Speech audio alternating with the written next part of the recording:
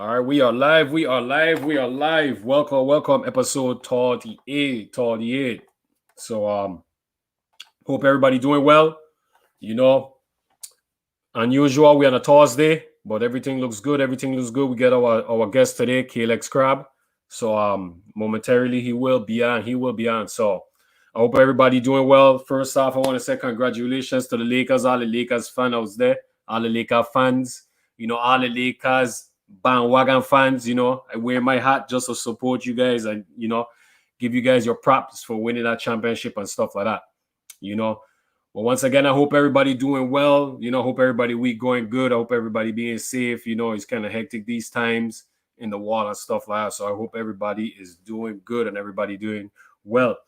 Pan will be on momentarily, and Tegan, he probably won't be on today. But we gotta continue rolling with the show. I'll go ahead and get the shout outs out the way. We got the legends340.com, legends340.com.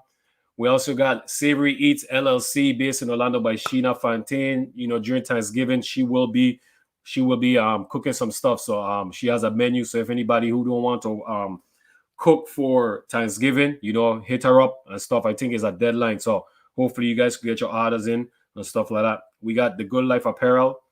Big up to Nato. We got Andrea with Melting Pot Cooking Class, and that's our Instagram, Melting Pot Cooking Class. Also, meltingpotcookingclass.com. We got Sebone Caribbean Restaurant. Big up to our Mitchell marketer. She's doing big things. We got Apollo Legion. Also follow on Instagram, Island Destiny 340, Serenity Braids by Nikki. We also got Rico Canario. His website is www.lulu.com/spotlight/R Canario. You guys go to check out the website. He have a lot of books. He's an author. He's a historian. He has a lot of knowledge and rich history in the Virgin Islands, also in sports as well too. He was one of our previous guests, so you guys go to check him out. Check out his website. We got Right Way Service Station located in Princess next to Avis. We got Paris Enterprise. Also follow on Facebook, Livewire Sports. Follow on Facebook. Previous show on Tuesday, they had Dr. Christine Kelly. That was a pretty good episode. It was funny. It was informative, a lot of information. So you guys go to check that out if you guys have a chance. Also, follow Midnight Entertainment. Follow on Instagram, Twitter, and Snapchat at The Real Midnight. And all these banners will be posted so you guys can see. Also follow on Facebook at Real Midnight ENT. So you guys go out and support dope artists. She out of Duval, Jacksonville. So you guys go out and support. Big up to Frenchie. Bring the CD out. Dope song. If you guys got a chance, check that out as well too. Streaming on our music platforms. Also, big up to Chico with Next Level Up Printing. We also got OliviaDesire.com, Bubbles Promotion. Follow on Facebook at Brino's Kitchen. And also big up to Mona Barnes. Follow on Facebook at City of Refuge Worship Center. Live stream every Sunday at 10 a.m. Also big up to Carlos Hawkins. AIM Credit Repair. You guys go check that out. You guys go check out his Facebook, Carlos Hawkins. So that's some of the local VI people them that's doing their own business and stuff like that. So big up to all of them. Hope everything goes well with them as well. Big up to Dwayne. Big up. So previous guest we had Dana Bow. Amazing episode. A lot of information. Very informative. Talking about him coming up. Living up in East Group, going to Claudio all the way in the West. Talk about his journey in basketball and how he took over the reins as a woman's coach. So he's doing a lot of good things. He's impacted a lot of lives. He's impacted Deslin's life. So it was dope to see Langalo on the show as well too, being a guest host. So it was amazing. Big up to Dana Bow. Hopefully he continues to make a major impact in a lot of people's lives. Also a coach for the VI national team. Hopefully, maybe one day he get the opportunity to actually be the head coach for the VI national team, and we have a whole VI staff, representing the Virgin Islands as well too. But big up to Dana Bow. That was episode 37. Our previous episodes, and we stream it live to YouTube as well too. VI Legends, V.I.Legends, so you guys check out the YouTube channel. If you guys missed any episodes, you guys can always go back and watch the episodes as well too. So moving forward, we have our guest today, Callix Crabbe, former Major League Baseball player. Also was my teammate at one point in the minor leagues. When I was growing up, I heard a lot about Callix, over in St. Thomas, from since Little League time, he was a standout athlete, from what we heard, very, very good baseball player. I won't talk too much about his journey because he's going to talk about it. I big up AIM Credit Repair LLC. I big it up already. You missed it. I big it up. Trust me. The banner will be out, so you will see the banner. Yeah, but amazing baseball player. And currently the assistant, hitting coach for the Texas Rangers as well too. So it's funny because when I was driving home today, I was thinking, I was like, man, we got Callix on. And then I started trying to remember our time in the minor leagues and stuff like that when we was teammates. And it was for a good, I won't say it wasn't for a long time, but it wasn't for a short time. It was just in between. And I could remember I used to always be saying to myself, I was like, man, Callix is a professional, brother. He's like by the books professional. He's like a true role model. Like if you have any rookies in the minor league system or even in the professional system, they should look up to somebody like him. He's amazing, man. He's a true professional, not just a professional because he's a professional baseball player, but he is a true professional, man. By the principles, the rules. He's a good human being, man. He's a nice person. He's strict, but he's strict to the way where you succeed and everything. So I used to always be like, man, he could be a good coach. He could be a good manager. So hopefully, as time go on, he could be a manager. Hopefully he could be a manager for a major league team. He has all the principles, he has all the values, he has everything. So hopefully as time, go on in life, he has that opportunity, man. But, constant professional, man, so that was just a little bit I want to touch on Callix, man. And I just can't wait to have him. We've been piggybacking back and forth trying to get him on, because he's been so busy and hectic with the baseball season and everything. So, unfortunately, the Rangers didn't make the playoffs. So, we have some time and then we're going to get a chance to hear his story as well, too. Also, we had Richie on, a long time ago on the podcast that he talked about Callix, being like one of his best friends and stuff like that. So, big up to Richie as well, too, as well. We were supposed to have Coach Butte this week, but unfortunately have a family emergency and he had to go off island. So, our prayers and safe travels to Coach Butte as well, too, from the Elite Podcast and everybody that knows him and everybody, so I hope everything goes well with you, Coach Butte, and we will be talking soon as well. So, well, big up to everybody that's tuning in right now, so all the viewers, appreciate you guys. So no further ado, man. I don't really introduce the guests. Usually I'll be having Punk do it to a guest host or Tiga do it, but I'm gonna do it. So moment we are here.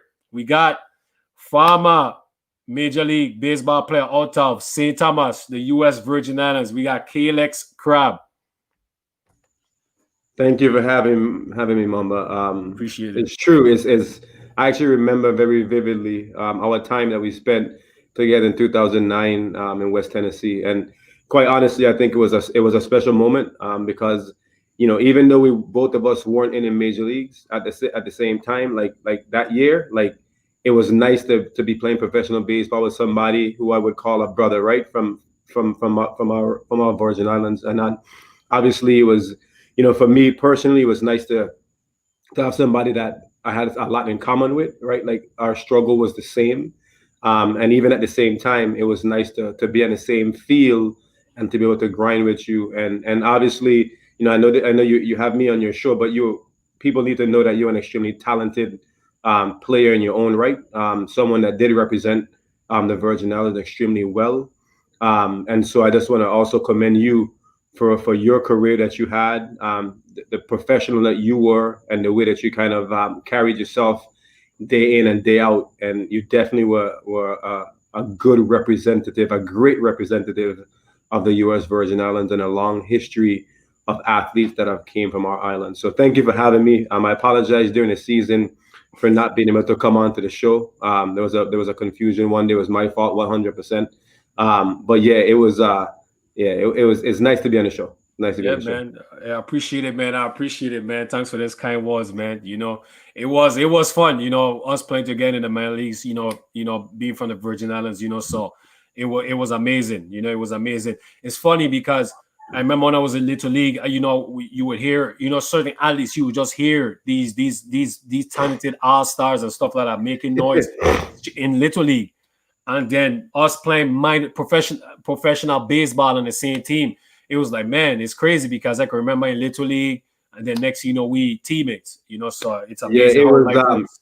it was nice too because there was a website. I don't know if the website is still around, but there was a website I used to go to kind of keep in touch and up to date with the current list of VI baseball players that were in professional baseball or even in college. And I remember, seeing that you had been, drafted by the Mariners. I believe you got drafted from a JUCO, maybe Miami-Dade or not even. I don't know if it was Miami-Dade. Cookman. Okay, Cookman, excuse Yeah, me. Cookman. Yeah. I apologize. It was so yeah, but nonetheless, I remember you getting into professional baseball, and I remember kind of following. And then I got a chance to play against you. I believe it was 2008. I had just gotten sent down from the minor leagues, or excuse me, from the big leagues, and you came to Nashville. Yeah, that's true. I remember the conversation very clearly. I remember I came outside of the refab clubhouse that was created in right field, and I remember you were doing some polls, and I noticed you, and I reached out to you, and then you and I chatted, and I remember that was the first conversation or first time that we had a chance to meet each other, and I can remember it very clearly actually, and so that was obviously when you meet someone for the first time, you don't know where life is going to take you, and what the journey is going to create you guys to create an opportunity for us to connect, and here we are, many years later. And what you're doing for the Virgin Islands also, and for athletes like myself and yourself, is keeping our lights, our little candle lights alive, and not letting that light dim out or burn out. And people forget the long legacy of athletes that we've had, and very successful athletes that we've had in our own right, coming from such a small group of islands. So crazy. Yeah, man, crazy indeed, man, crazy indeed. So we here, man. So with this platform, we just like everybody to tell this story, man, from the beginning. Pretty much your autobiography. Looking back 50 years later, a kid want to look at your story. So how we all begin, how baseball all started for you. It's actually, you want the whole thing? You want actually like a whole thing? I'll give you the whole thing. So my father, Elvin Crabbe Sr., was actually a good baseball player in his own right. He played with Elrod Hendricks, believe it or not. And Elrod Hendricks, before he moved on to the States, he had a brother, and his name was Butty. And so my dad was known as actually a very good catcher in his own right, like kind of like an Elrod Hendricks. And they played in the local AA, up around the field. And my I couldn't wait for this man to come to St. Croix so we could face it. Them boys just that's funny. So my father had always wanted a son, right? That was gonna be able to play baseball. And so my father had another son, my older brother, Elvin Crabbe Jr. And unfortunately, when he was born, God didn't give him the necessary requirements to be an athlete of any kind. He did not have. My brother still don't have no coordination, right? Like he's a smart dude, very good in a banking industry, finance major, works at Bank of America, but nonetheless, he wasn't very good at baseball. And so, several more tries. We had my father had two more kids, two girls, and then finally, on the last try, I was born, and at that point, he had told Sam Daly, a close friend of his, who coached a legendary, Little League coach and senior league coach and men's league coach, right, like in St. Thomas, that his son was going to come and play for him, right? And so, sure enough, I turned 8, and I remember, my father, growing up, my father struggled with a mental illness, but nonetheless, when he was around, my father would do his absolute very best to like teach me the game. And so something as simple as playing catch with me, it did occur quite frequently. And so early on, a lot of people in my neighborhood that I grew up, Warren E. Brown, my first public housing that I grew up in, everyone noticed that I was an extremely coordinated dude at a young age. Like I started riding a bike when I was like 4 years old, 3 or 4 years old, without training wheels. Without training wheels. Without training wheels. My son, Billy, and actually, big ups to my son. He actually did the same exact thing. So just so you know, my Nice. 7-year-old son now, he did a one, like he went from 2 wheels to one, and then bam, right to none. But nonetheless, so my mother took me down to my first Rebels practice, and I remember showing up to the practice, and there was a dude, a legendary pitcher, right, shortstop, named Dexter Somersault. Yeah, I remember him. Some people might remember him, but Yeah. I remember Dexter was in his third year Little League, and nobody could catch anything that was thrown from this dude. Like, so Sam had found out that I could catch really well, even at 8 years old. And I remember going to practice, and Sam was like, "Hey, can you play first base?" I said, "Yeah, I can play first base." And so he stick me at first base. And I remember our first practice down French Tongue, Dexter field a couple balls, throw them, gasoline to first base, and I catch them like it was like nothing, right? Like, and so at that point, I became my fourth year in Little League, 8, then I turned 9. Right when the league was starting, I played first base, and then even at 9, when Dexter would at times, not all the time, but Dexter would pitch at 9, I could catch him, right? And so, anyways, as time went on, I had a passion for the game. I have an addictive personality when it comes, just like you, like when it comes to sport, we want to try to master the intricacies of that game. And so for us, repeating something was like an addiction. Like even if it was throwing a ball off a wall, as you know, we could do that for hours, and I would do that for hours, right? Like I would create any type of development of it, like scenario. So I would the neighbor I live in, there was a garbage bin that it was behind like a wall that was set up for like to protect the bin from being like people throwing fire in it, and stuff like that. But I put a strike zone on the outside of the wall, and I would just practice with a tennis ball, throwing curve balls from one side of the strike zone to the other side, and then I would feel it like a ground ball, and then throw it, and then act like a pitcher again. So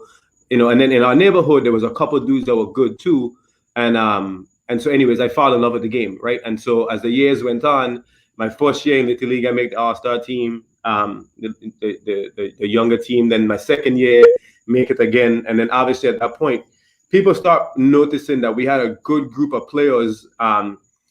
We would go over to St. Croix, and we would whoop up on a little bit, right? Like, at the time, right? Like that's true. Yeah. And then we get to a point where we get to the older group, 11 and 12, and as you know, that's when it start getting really heated, because now we're talking about going to Latin America, we're talking about Caribbean series, trying to make it to the League World Series. And so at that point, we had some heated battles with y'all over there, boy. I mean, over in Frederickstead, we would go over there, and it was yes, he played Little League. Dude, that's a long time ago. I think I leave Little League. Somebody asked a question, so I leave Little League in '96. I believe it was my last year. But anyways, so nonetheless, I fell in love with it. And then I know for me personally, I was my dad was sick, but my mom was always very supportive of me wanting to be a Major League Baseball player. And from a very young age, that's what I wanted to do. There's nothing else that mattered to me. I know that one day I wanted to be on TV, and I wanted to play. I wanted to play for the Atlanta Braves. That was obviously in the VI. TBS was a station, and WGN. I didn't like the Cubs, but I fell in love with the Tomahawk Chop.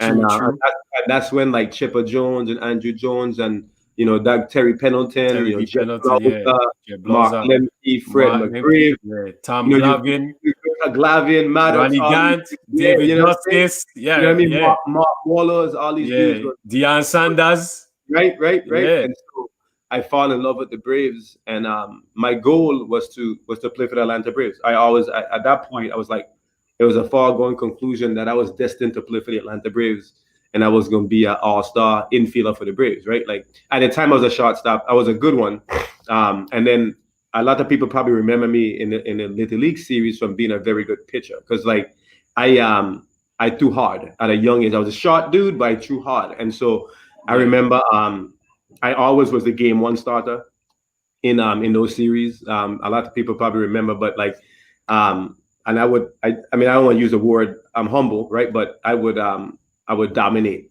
honestly speaking. Like I would go in and if it was 6 innings, I was pitching 6 innings and I was probably striking out at least 10, 11. You know what I mean? Like Yeah. almost damn near everybody.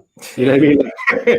And so nonetheless, baseball just continued to be a part of my life, right? Like and then I moved from the original project that I was living in, and I moved to Ozo Harris Court. So right next to Piercing Garden on the other side.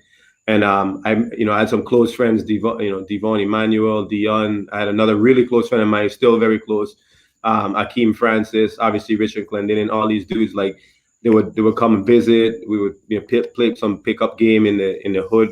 And so like for me, I knew that my true opportunity would have to get out the hood and do something well, was to try to pursue baseball stateside. And so I know I had leave St. Thomas when I was, for most people relatively young. I was 15 when I had asked my mother for the third time to leave. I actually tried and leave when I was 13, and my mother said no.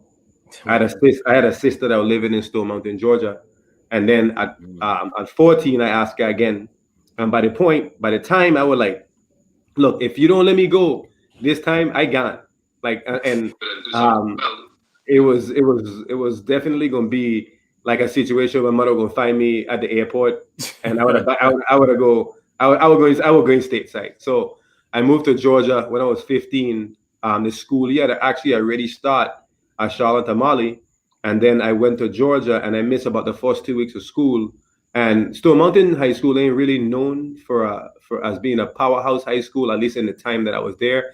Before that, it was known as a better high school for baseball, but time shifted, population type, it started to go from more of a white school to a black school. So as you know, naturally the demographic change, less funds, so the school from a baseball standpoint wasn't as strong as it once was, probably about 15, 20 years before that. Nonetheless, um, I moved there and I got lucky, dude. Like I remember, I had known nothing about travel baseball because it had just essentially started. I know travel baseball is popular now, Yeah. but it had just essentially started. And I remember one of my sister's friends had found out from a co-worker that her son had played on this travel baseball team called Sports Tech, right? And so, so ultimately, I go to this tryout, right, Mamba and Beanie, and like all of a sudden, right, I playing catch with this dude, and like I'm like trying to show off, right, and this other dude I playing catch with, I'm like, this dude nasty, dude. I'm like this is the first time in a long time somebody could throw the ball harder than me and actually, try and throw the ball faster than me. But nonetheless, like it was Brandon Phillips. Oh um, wow. yeah, Brandon Phillips was the shortstop on that team, and so the coach asked me, what position do you play? And I'm like, I play shortstop. He said, nah, you don't play shortstop. He said, nah, you don't play Yeah. shortstop. And if not, at least not on this team. So he was like, do you play any other position? I said, I play in the infield. I can play second. I can play third. He's like, all right, you're going to play second base. Look, it costs this amount, but you don't have to worry about it. You're good. Like you can just come and play with us. And so ultimately, that was my first kind of taste for stateside baseball, right? And then that following summer, I tried out for a team called the Gwinnett Tigers, and at the famous East Cobb baseball now. That had just began, and this team was part of that association. And so I go to this tryout after playing a couple games with the older team, and I technically couldn't play with the older team, even though I was one of the better players in the team, probably the best player in the team. So they Yeah. put me back down, and I went to try out for the 16-year-old team. And the second baseman at the time had just came off of a foot injury. He had broken his ankle, right? And that second baseman was struggling to move around, but they were going to move him to catching, and so they moved him to catcher. I tried out for the team. That second baseman was Brian McCann. Wow, for real? Yeah, it's true story. True story. Wow, that's crazy. So Brian McCann goes to catching. I start playing second base, and then Brian's brother Brad was the shortstop, and so we ultimately ended up being the best. Like, and guess who was the third baseman actually? So Micah Owens was the third baseman. Micah Owens. Micah Owens. I remember Micah Owens. Yeah. So Mike he was good. Really good, but and he was a dual athlete. He could pitch and he can hit. Yeah. You know, he won a Silver Slugger in the big leagues as a pitcher. So nonetheless, that team was a legit team, and so we went that summer. I believe we lose like 3 or 4 games, maybe, and we ended up playing in 2 World Series, and we won both of those World Series. We won the CABA World Series, and then we won one in Tennessee. I don't remember which one it was. It was like some UAAA something. So nonetheless. At that point, going into my senior year of high school, from that team, I got known as one of the better players in the state of Georgia with very limited exposure because I couldn't afford. Like I would straight up, I was spending weekends at Brian's family's house, Micah's family's house. Like I was sneaking out. Like my sister Afia would be like, "Hey, Callix, you can't go play this weekend. We ain't getting enough money to go play," and it was like. Because my oldest brother was like essentially my dad. Like he would send money and whatnot, but it was mainly for me to make sure I had food to eat, clothes to wear. So a lot of the money I couldn't use I just couldn't afford to go play. You know what I mean? Yeah. But I would just go and these people would take care of me, but I would like sneak out. My sister, one time we had a tournament in Texas, the last tournament of the year. My sister like, "Callix, you can't go to this tournament." I said, "After I go into this tournament. Like whether you want me to go or not, I go make it." And so ultimately, she had gotten me a beeper, and because she couldn't keep a hold of me, because I was just like I was riding. I was like, "Dude, I gonna figure this out." So on I-20, my sister paged me. I was in Jackson, Mississippi, heading west, right? Like, and so I stopped. They would stop to fill up gas. I called my sister. She said, "Where you is?" I said, "Mississippi." Right. And so Crazy. Anyways, we make it to Texas. I sleep on the floor in Micah's father came to that tournament, and I sleep on the floor. Like and then by the second he's like, "Hey, you guys gotta be ready." So then me and Micah sharing a bed, and then his father sleep on the floor. Or, no homo. We were sleeping in the same bed. And but anyways, it was cool because it teach me how, like the challenges that not only Black baseball players face, right, but like even the greater challenges that we face coming from a Caribbean island and not having a whole lot of resources or opportunities to try to fulfill what you believe is your destiny, right? And so it really gave me a unique perspective on what it means to make sacrifices and to like do the right thing. Because for me, I always had an opportunity from day one when I was born, right? Like to go the wrong way. And so like baseball really taught me the necessary, decision-making processes that you need to have in order to not only be successful on the field, but to continue to give yourself opportunities. And so I always had a unique, mindset in that regard where I was like, I call in business, there's something called, opportunity cost. And usually it's like, you have to make a decision to give up one thing on the right to gain potentially 1, 2, or 3 or 4 things on the left. But oftentimes that decision is challenging because it doesn't yield fruit right away. It takes time to get the fruit, right? And so I always was willing to do that. Like whether it was, obviously God gave me, good conscience, and like as a young boy I prayed a lot, and so that continued with that process. And so I got drafted out of high school after my senior year. I hit 520 my senior year of high school. Jeez, 520. Yeah, I rake. But that's in fairness. I ain't gonna sit here and lie. We had the -5 bats, so like bats. I didn't have BB core. -3 didn't even come around yet. I probably would have hit 450, right? And so nonetheless, I hit 520 and I had 13 to 14 home runs my senior year of high school. And so I got drafted by the Braves in the 32nd round. But what's interesting, I think I need to give some more to the story with the Braves, right? Like when I first moved from St. Thomas, I was fast. Like I'd always, and you play with me, so you know I could run. Yeah. But when I moved to stateside, I started eating bad, hanging around with people who had money. I gained like 15 pounds, dude, by from my junior year to my senior year. But like bad, You, bad pounds. you have all because you have all the access now. You get Dude, McDonald's, you have everything, and then they had the dollar menu and Chick-fil-A. that kind of stuff. Okay, yeah, right. So like all of a sudden, like, and my sister, one of the things my sister would do for it was her fault. I don't blame her ass. So what would happen is my sister would entice me to make good grades with Papa John's pizza every Friday.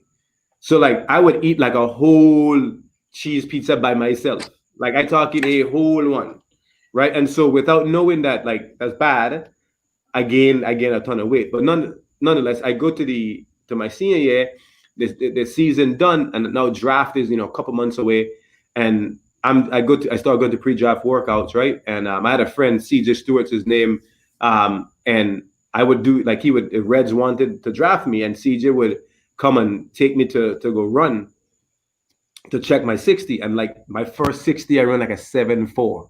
Jeez. Right? And I'm supposed to be a draft eligible player. You know how that 7.4 is not a good number if you think you can get selected in the major league draft. And you're supposed to be fast. That's the other Yeah. thing. I was supposed to be fast. That's So, crazy. anyways, I run for like the next 2 months. CJ would come take me to these fields. We would work on my 60. And luckily I get it down to like a 7. It wasn't even like a 6 nothing. Like, and that's remember the year before I ran a 6.6 the year before. Right. So that's a whole, additional amount of time. So anyways, I luckily I still get drafted by the Braves because I ran good enough at the pre-draft workouts. I hit well. I had always hit well at those workouts. Even though I wasn't a big dude, I could hit. I had good bat to ball skills. I could put the ball in the gaps a lot. I didn't have crazy power. I didn't have power like that, but I definitely had gap to gap ability for my size. And so still got drafted, but I decided to go to college. And then my freshman year, I didn't get Rule 5. So remember draft and follow? You were Yeah. probably a draft and follow Yeah. yourself. Yeah.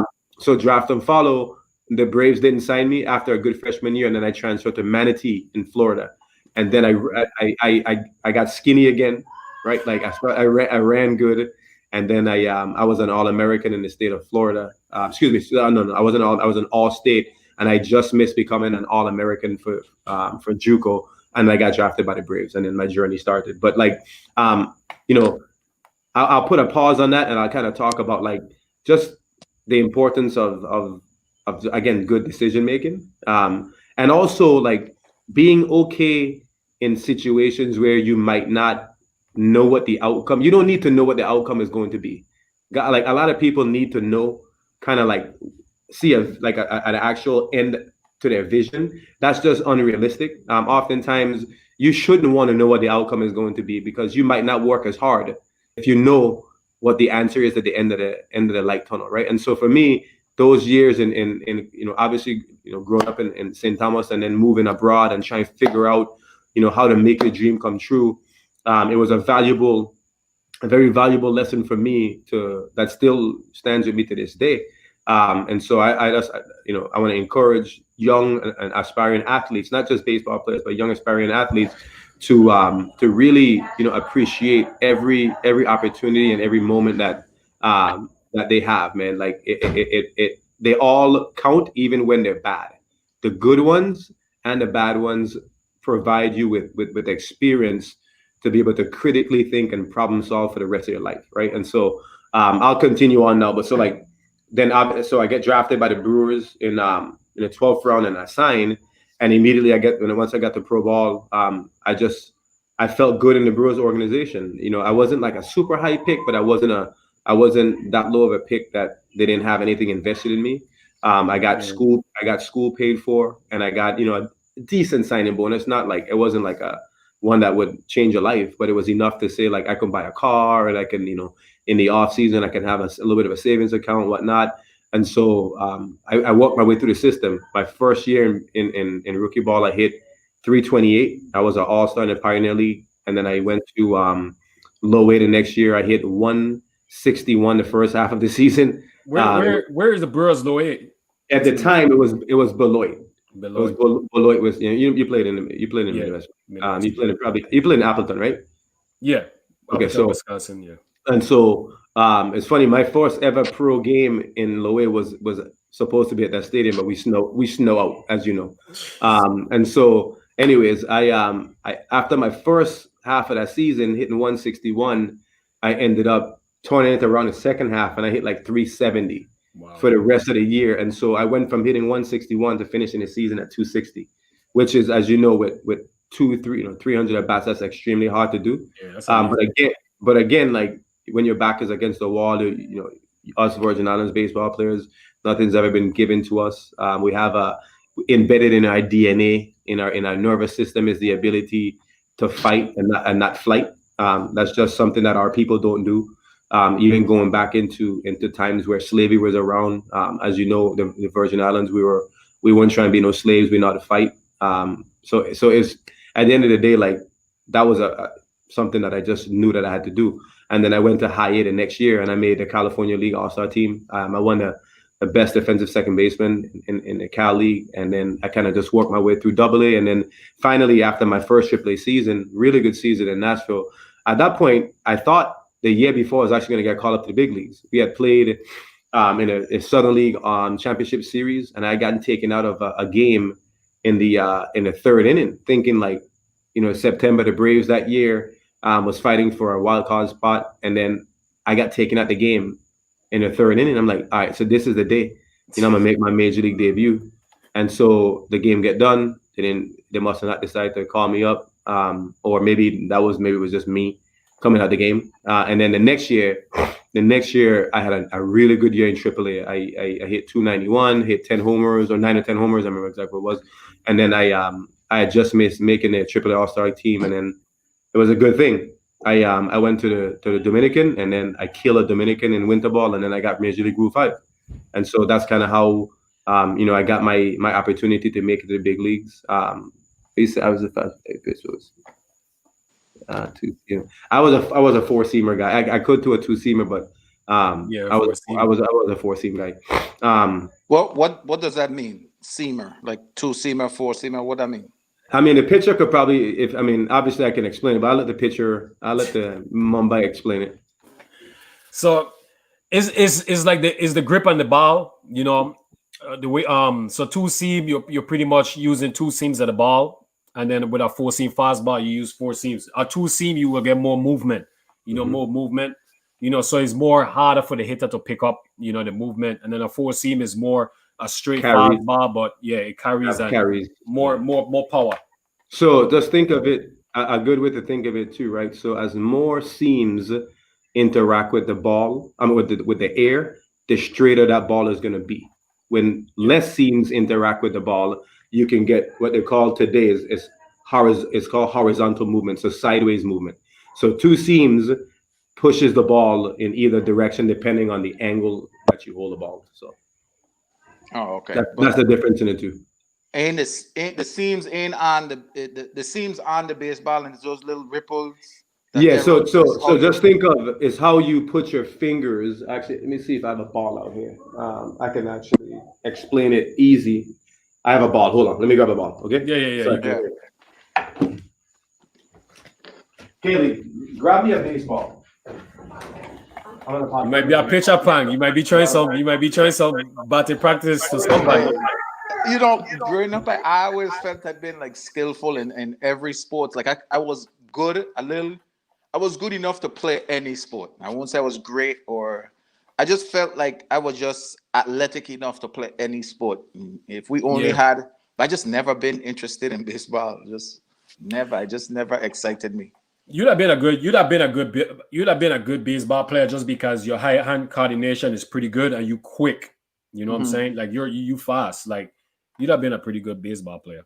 So one day, this was like a few years ago. One day we were outside playing baseball, and we actually had that's a good question. Like a pitcher out there. He won't like pitching like how he would normally pitch in a baseball, but he was pitching hard.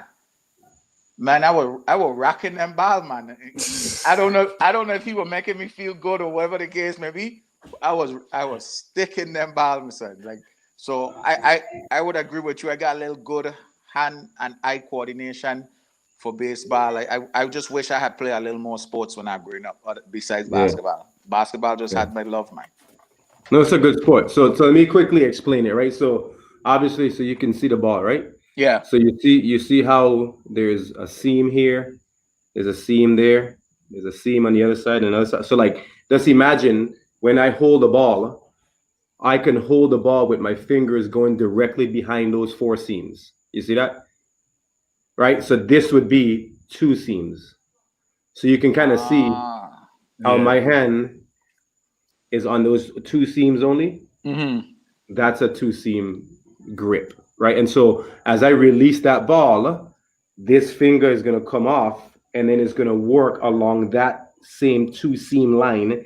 And if the wind pushes this side and moves it that way, if for a lefty, it'll be on the other side and move it that way. But the idea is with a four seamer, the difference is my hand gets directly behind the ball. So you see how my fingers is directly behind all four seams?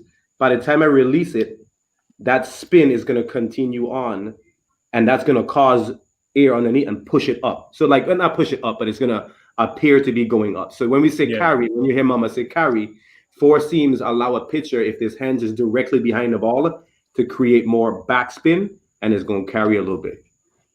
And that's why pitchers are put their hand behind the back and just like roll it around. No, that's more yes and no, but yes, but they want to be able to quickly change the seam depending on the pitch that the catcher call or what pitch they want throw. But there's more. I mean, obviously, like there's different grips that you can use. I ain't gonna get too crazy on it, but the pitcher over there want to take his job. But obviously, you can throw. This would be more of a cut grip. So you see how my finger is across the seam. Yeah. So that would give me the ability to use this last finger and kind of walk the ball and create a little bit of side spin. So then obviously like a curve ball is a curve. I don't know how Mamba grip is, but I used to actually grip mine to the horseshoe over here. So like you see this? Me too, yeah. So okay, all right, because I ain't one. But so I would throw mine and I would get this move on it. So that's how the ball would break. So there was somebody put a comment down below.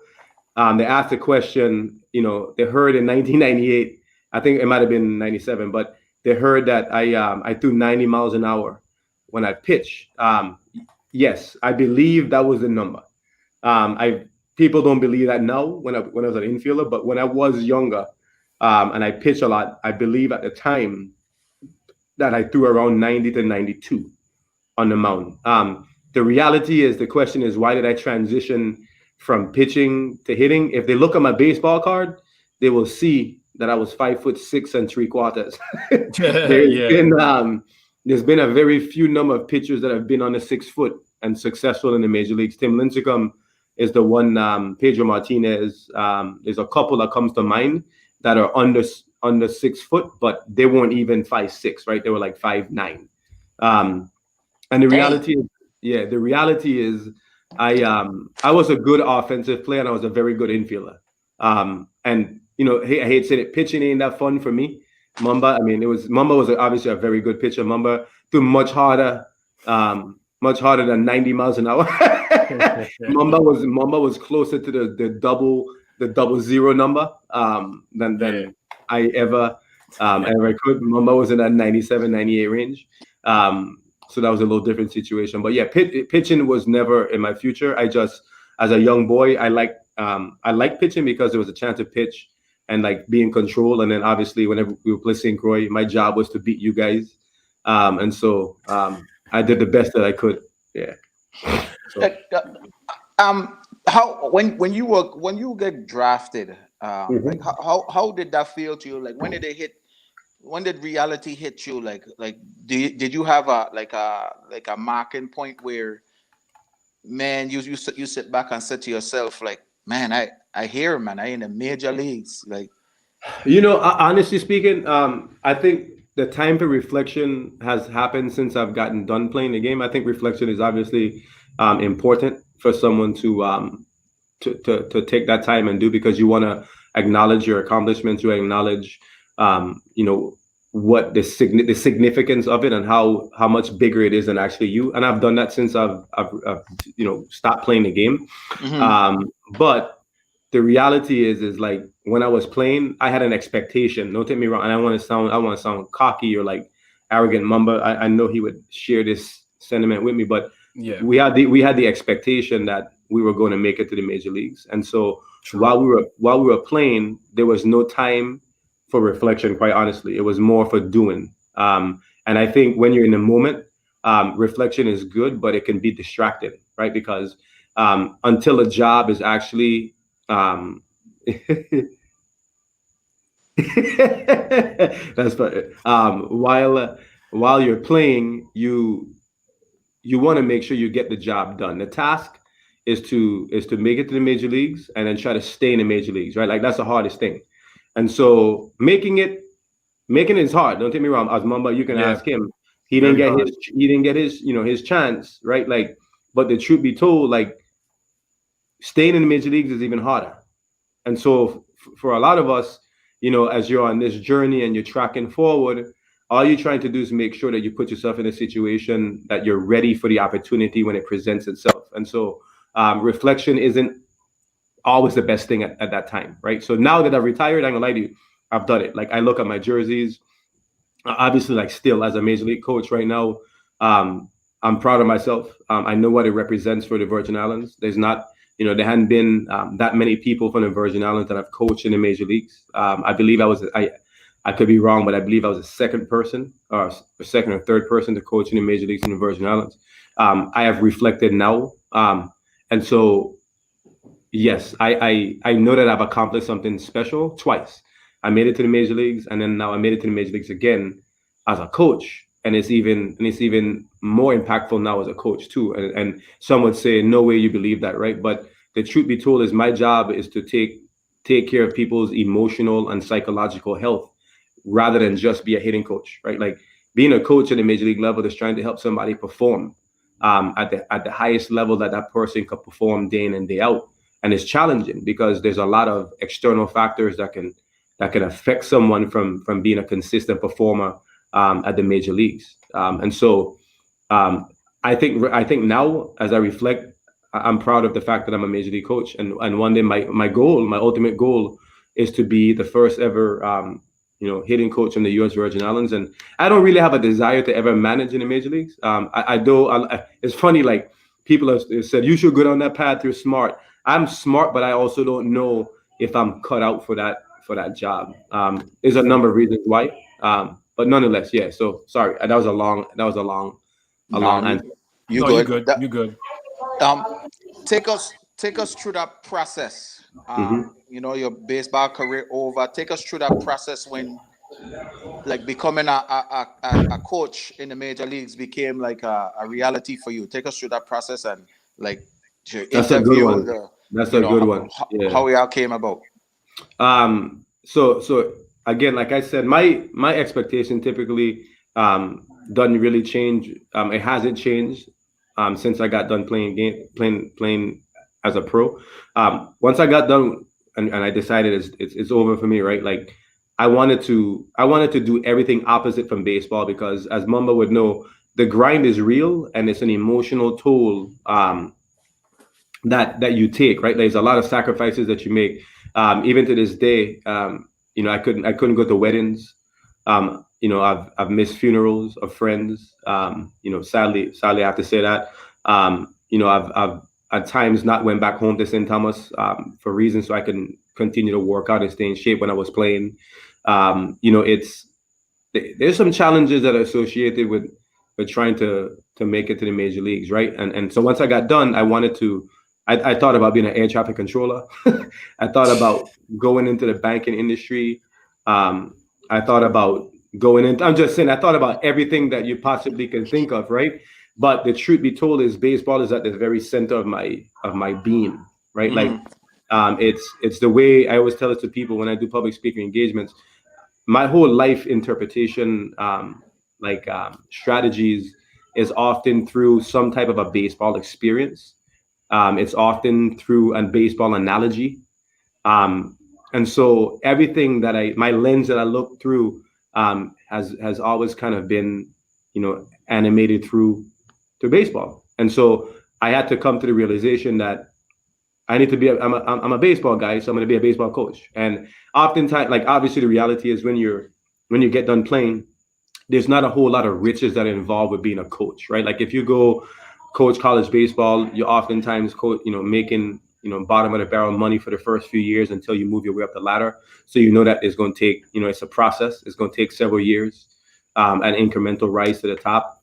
If you choose to go coach high school baseball, obviously there's no money involved in high school baseball. And then even in the minor leagues, which is a unique story for me. I never coached in the minor leagues. A lot of people don't know that. I never coached one day in the minor leagues. And so I decided, all right, I need to coach baseball. So I had a friend, actually my former agent, John Courtwright. When I got done playing, he said, Callix, I don't think you should look at all of these other outlets and opportunities. He's like, you're an extremely smart, bright dude. Baseball is at the center of your life. Like, you need to think about working at this place in Florida. Now, actually, I went to school in Bradenton, and it's in Bradenton, right across from my school. And I lived in Brandon, which is like a 50-minute drive. And he said, I want to get your interview at this boarding school. And the name of the boarding school is IMG Academy. And it's a very affluent academy for sports. They have 8 major sports that are there. As Mama know, it's a big time academy. It costs for a student to go there for 1 year in baseball, it's $80,000 a year to go there. Basketball, as Mama know, y'all basketball people, their basketball academy is legit, right? So they had football, tennis, lacrosse, golf, every sport you can think of, right? And so I had an interview there, and the interview went well. I did like a summer quote unquote internship, and then that internship turned into a full-time position. And so my first year at IMG, I was the junior varsity head coach. And so, I wasn't making crazy money, but it was a full-time position. I had insurance. I had, a yearly salary. It was different from what I was making after I made it to the big leagues. As Mama know, once you get to the major leagues, your contract situations change. You make more money even as a minor league player. You tend to get a 6-figure deal, which was, I was on one of those for a couple years, which was nice. But I had to kind of go backwards. Sometimes in life you have to take some steps backwards so you can move forward.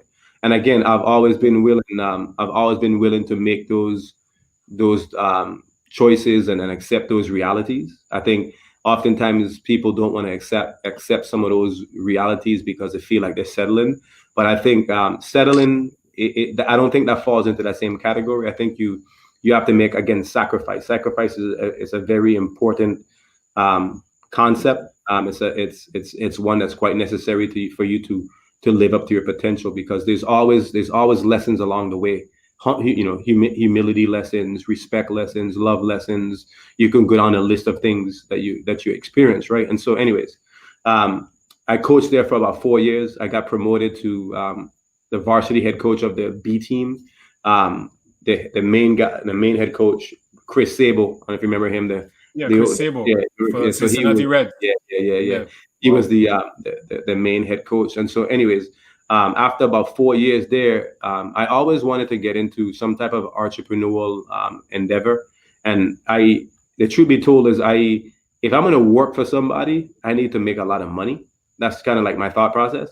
And at IMG, I was working for some very good people, but I wasn't making a lot of money. And so, not that the decision was only rooted in financials, but it was a part of it. Like, I felt like if I was going to be a high school coach for the remainder of my life, that I was falling far short of what I believe my individual talent levels were. And that's no disrespect to any of the coaches that I've coached, because obviously they all were part of my story, and they all really helped me become the coach that I am today.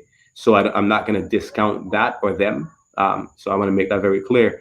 But I wanted to go on and work for myself. And so I started my company called Crabbe Sports Development. And Crabbe Sports Development, as Mumba, from Instagram and whatnot, it started off as just a simple idea. I wanted to work for myself. I wanted to use some different methods in baseball that I always believed in, and I wanted to do it on my own terms. And so I ultimately started off, and then it went from being like an amateur, situation. Then I started working with big leaguers, dude. Like all of a sudden, I have guys coming in asking me to consult with them, and it was a powerful experience. It taught me a lot.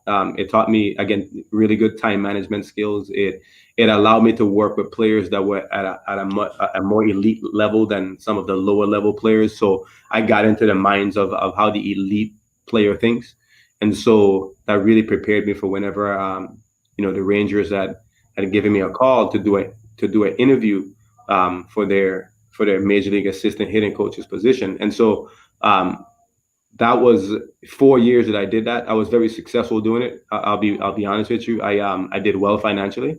I had the ability to use my own creative ways of thinking, and I put it into certain systems and processes. And the sky was the limit. I could do whatever I wanted to, and if it didn't work, I would do something else. And if it worked, I kept doing it, right? And so ultimately, when I went and I got the interview with the Rangers, right? Like I show up, and it was about a 6-hour interview.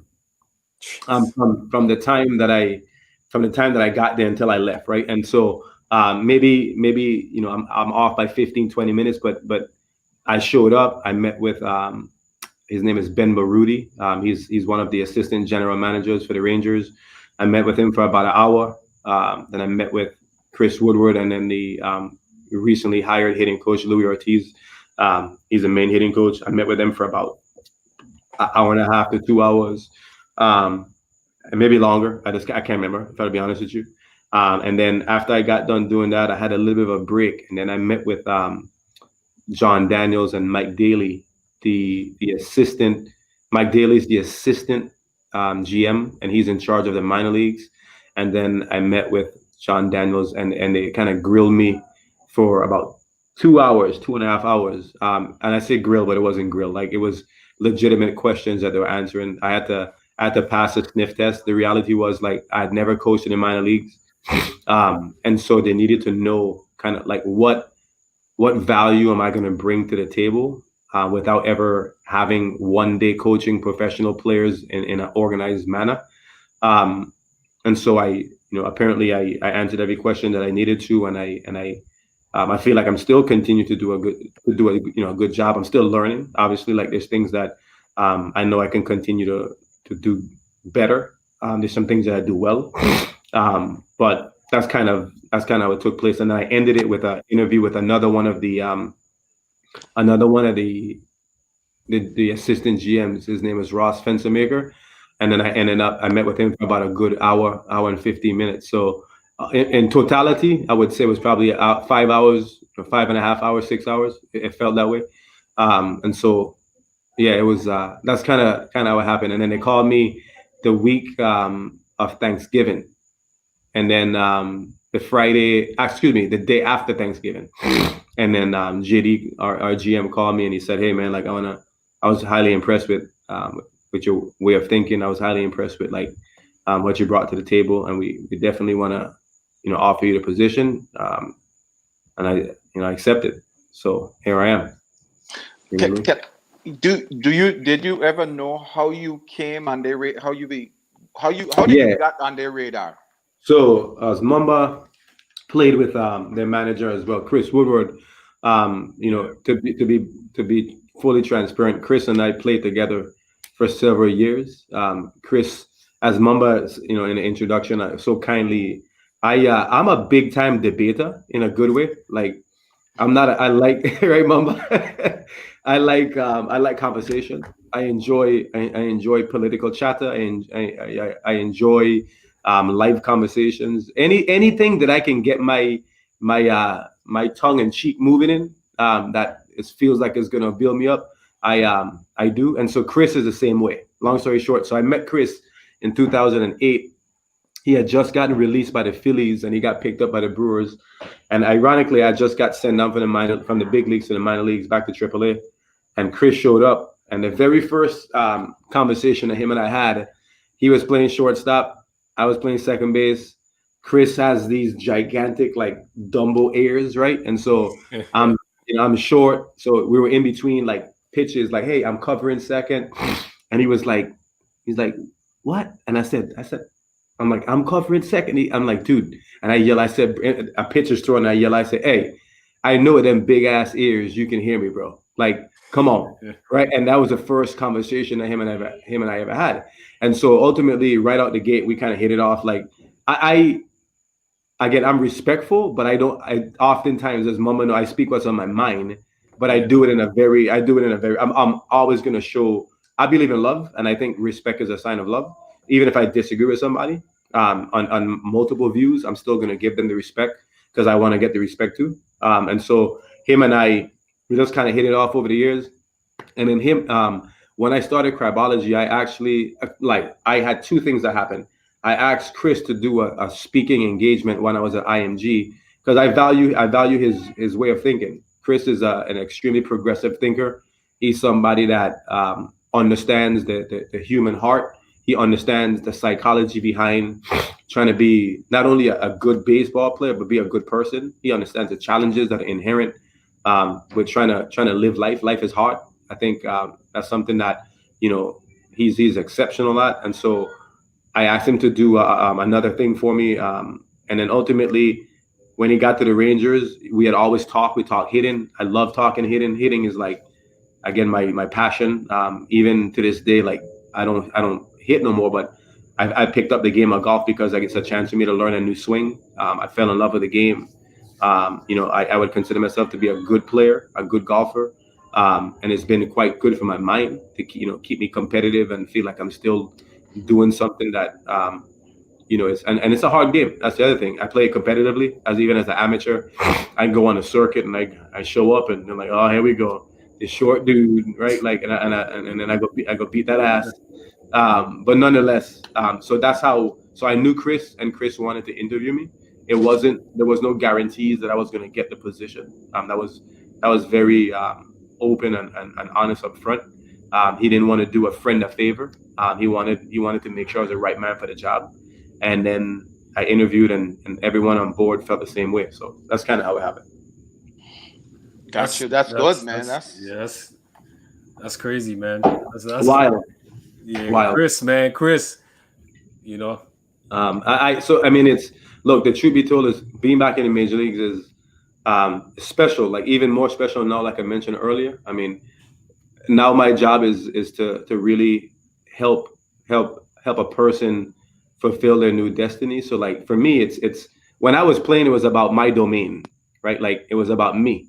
Yeah. The reality is now I have 12 to 13 hitters at a given time. Obviously, I help evaluate players, potentially drafted players. I this past draft, I was in a draft room and a 3-hour decision-making process with one of the players, or well, not one, but 6 different players that we wanted to draft. So like, there's some fun things that are involved with it. And so it feels bigger than just the name Callix Crabbe, or even in Virgin Islands. It's like I'm doing something that is special. So yeah, that is special, man. Because being an assistant hitting coach, when guys struggling, it's so much, man. Is like you mentioned it earlier. It's like a lot of responsibility. Some guys might be having some serious, issues. It could be mental. It could be physical. It could be off the field issues and stuff like that. You got to be that person to help them, and kind of like talk to them, etc. So I mean, it's funny, right? Like here's what's interesting too, right, Mamba, and I think if we all of us on here have kids, right? Beanie, you have kids. Yeah. Okay, so like I think this analogy is I think is appropriate in a sense, right? Like imagine having 7 kids, and your happiness is only as much as each child being successful or happy as well, right? And so like if 4 of them are successful and happy, but 3 aren't, as a dad, what are you going to do? You're going to try to do your best to get to the remaining 3. Yeah. Right? Like as a hitting coach, it's the same thing. So even if your offense is doing well, there's still somebody that ain't going to be doing well. It's rare to have a group of 13 hitters, right, that are highly successful all at the same time. And so like as you go through 62 game season, or in this case 60 games this past year, the work never ends. because at no given time is each hitter in that lineup or even the hitters on the bench satisfied with their current position. And so just like a dad, you're going to do whatever you possibly can do to ensure that performance starts to change. And in order for performance to change, there's a couple of things that have to change. One is behavior, right? Like behavior is tied around a couple of things. It's thoughts, it's emotions, it's reactions, it's work habit. I mean, there's a laundry list of things that are kind of centered around that. And so my job is to figure out which one of those pillars or which one of those variables they're not hitting. And so, no pun intended, not just hitting, but it's like, are they taking care of their mental? Like I know the running back said, he's like, take care of your mentals, but are you truly taking care of your mentals? And are you sleeping appropriately? Are you chasing women? Are you drinking too much? Are you, when you're working, are you working properly in the things that you actually need to work on, not what you want to work on? It's like if you're making poor decisions up at home plate, you can go work on your swing all day long, but that's not the reason you're not hitting. Your inability to make accurate, decisive decisions is the reason why you're not hitting. The other question is, what are you thinking about, right? Like, are you thinking mechanically? Are you thinking physically? Are you tired? Like, is there an injury? There's so much that involved. I mean, I'm telling you, being a hitting coach, I really realized, at least at the major league level, it's less about what you know, and it's more about caring for that individual. Like, that's the most important thing. If you can do that, I think athletes, you'll never lose them in that regard, right? Like, do you care about what they care about? Like, it is really, really important, I think. You know what I mean? I got 2-part question. Give us a typical day in your a typical day that you have when the season is in. Like, what time you gotta wake up? Like what? Give us a rundown of your day when the season is in. All right, great question, brother. Let me give you the normal conditions rather than this past year. This year is very different with the pandemic.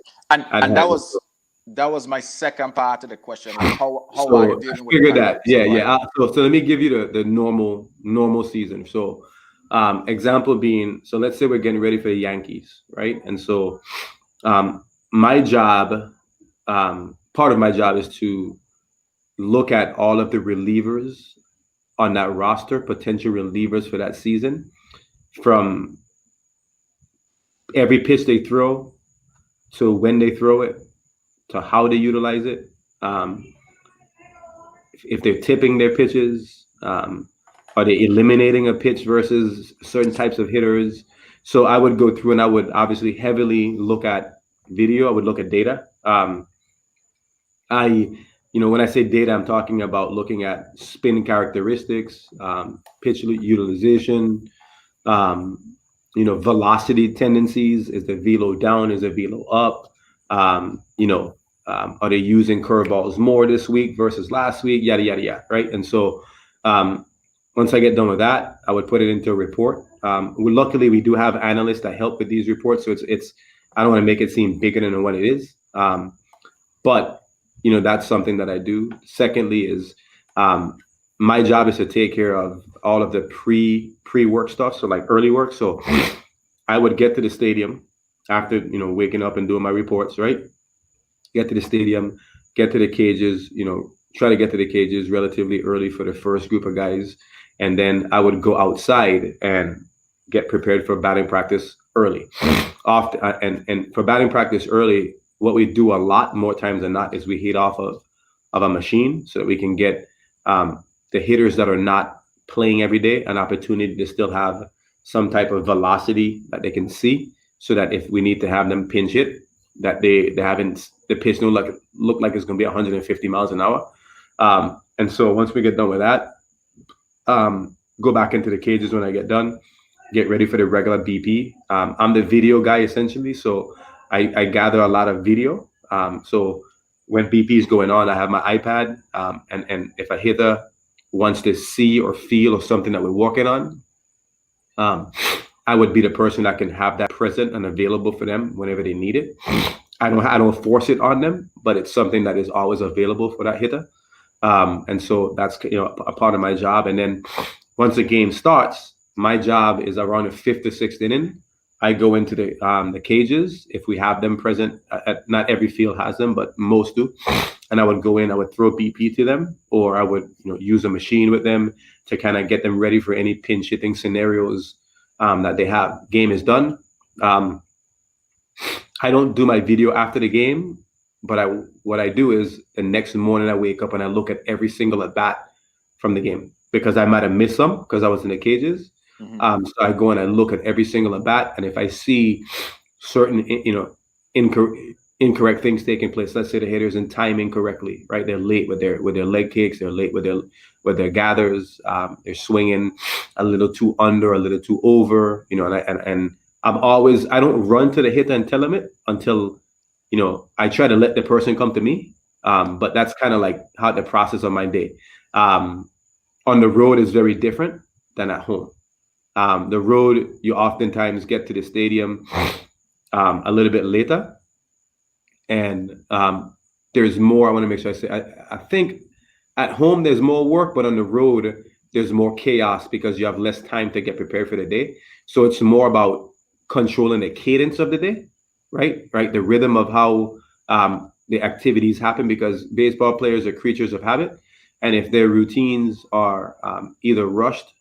Usually rushed really creates chaos for a hitter. So my job is to make sure I'm a common tone and a common mind. So hopefully that gives you a little bit of an idea. But the reports are always done on the first day of a new series. So if we're playing the Yankees, we would do an advanced meeting, and I would go over all of those pitchers, and then the remaining days we have a hitters meeting. But I don't do much on those because my job at that point is kind of done when it comes to the meeting. I'm just there as a backdrop to support Louis, our main hitting coach, and then we have an analytics. We have the analytics. His name is Alex Berg, analytics coordinator, and Alex is in charge of kind of handling all of the data and making sure that it's easy to kind of like understand it. So yeah, hopefully that gives you an idea. Right. It does. Then, go ahead. Not to cut you off. I'm just being on basketball teams, and when you're traveling, your coach is always up before you and up later than you. You know what I'm saying? So I just wanted 100%. To get an idea how that is the case. That is the case. So that's good. So how are you dealing with the pandemic? Like as that was different. I'll tell you this much. I think there's no team in Major League Baseball, or really in all of sport right now, that isn't struggling with the constraints of restrictions, right? Like, again, like I mentioned, Mamba can definitely relate to this. Baseball players or athletes are very routine oriented, and everybody's routine doesn't appear the same. It doesn't look the same. It shouldn't look the same, because everybody needs something different to create the necessary arousal to get ready to perform, right? Like it's everything is about arousal and down regulation, right? So like if you speed yourself up too quickly, you're not going to be able to perform during the game. If you don't have that perfect level, you can't perform, right? The pandemic created a little bit of a challenge around that, right? Where now in the major leagues, nobody wants you to tell them what time they can show up to the cage. In their minds, they've earned that right to be able to tell you what to do. So this year, due to COVID, we had to create small groups. It was almost like giving lessons, honestly. So, we had a system that we put in place where, we had 15-minute cage opportunities for the youngest service time players to the oldest service time players, starting at, say, 2:00, for the sake of an example.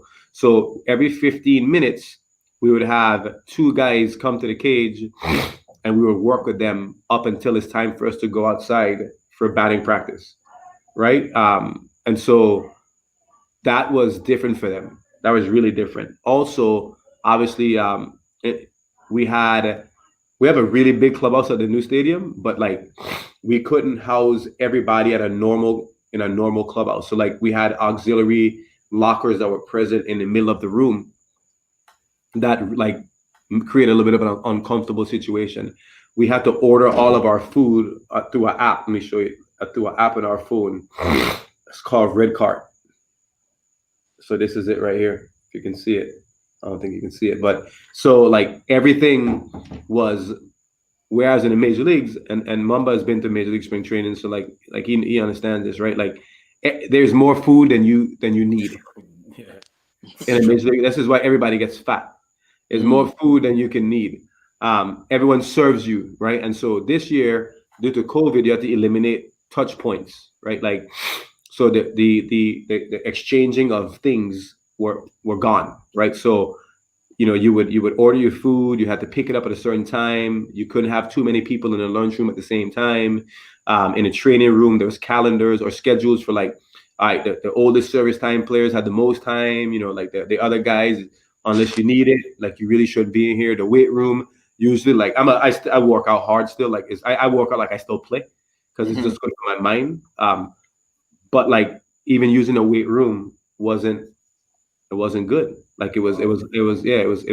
I avoided it. I worked out at home. I worked out on the road in my hotel. The road sucked bad. It was you couldn't. We had a compliance officer that if we wanted to go to Walgreens to go get deodorant, I had to let him know. After a game, I like to have some form of a drink. So like I couldn't go down to the bar and have a drink with Woody or some of the coaches. I couldn't. None of that was available. So like the road is the time where you can actually detach from everything because you don't have to worry about making your bed. You got like there's things that are different, right? Like you're in Five Diamond hotels, right? Like everything's hey my blankets ain't warm enough. Can you bring me new ones, right? Like those things were gone, right? Because I had to eliminate touch points. So it was different, man. It was definitely challenging. I think if I were to be honest with you, our team, I think we struggled a lot because of that. We had a young group of guys that do rely on those experiences outside of the field to kind of clear their minds. I think that affected us. I don't want to say that. I know we're live and stuff, but I don't want to say that like in a negative way. But it's the truth, right? Like I think all baseball players struggle with that, not just our guys. I think some probably manage it better than others. But I think it affected us a little bit. On the road, we weren't very good. At home, we were over 500. On the road, we won like 6 games on the road. It was hard. You know what I mean? So we go ahead, Pang. I want to get to these viewer questions, and then I want to kind of jump. I want to jump back into the minor leagues because I want to really get your thoughts and your feeling when you first got a call up, because I think that's one of the most memorable, most memorable time of any special baseball player. When they get called up to the major leagues.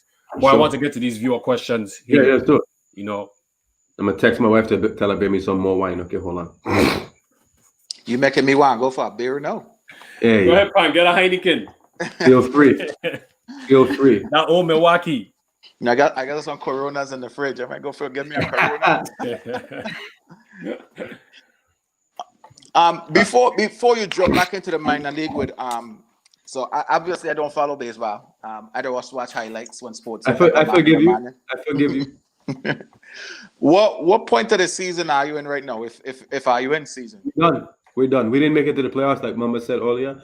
Okay. We even with as many playoff spots that we had. So the first 3 weeks of the season, we were in second place. And then when we got done, we had a ton of injuries, and we didn't perform well. If I'd be completely honest with you, our team went from being okay, and we just in every season. So think of a season like this, right? There's 3/3 to a season, 60, 60, 60, right? There's going to be a good third, a bad third, and an average third. We had in our 1/3 3 of those, right? Yeah. And so oftentimes when a hitter starts to struggle, for example, what makes a really good hitter good is their ability to ride the low waves, like not get too low and then use the length of the season to kind of jump back into the situation. But at 60 games, you don't have that time.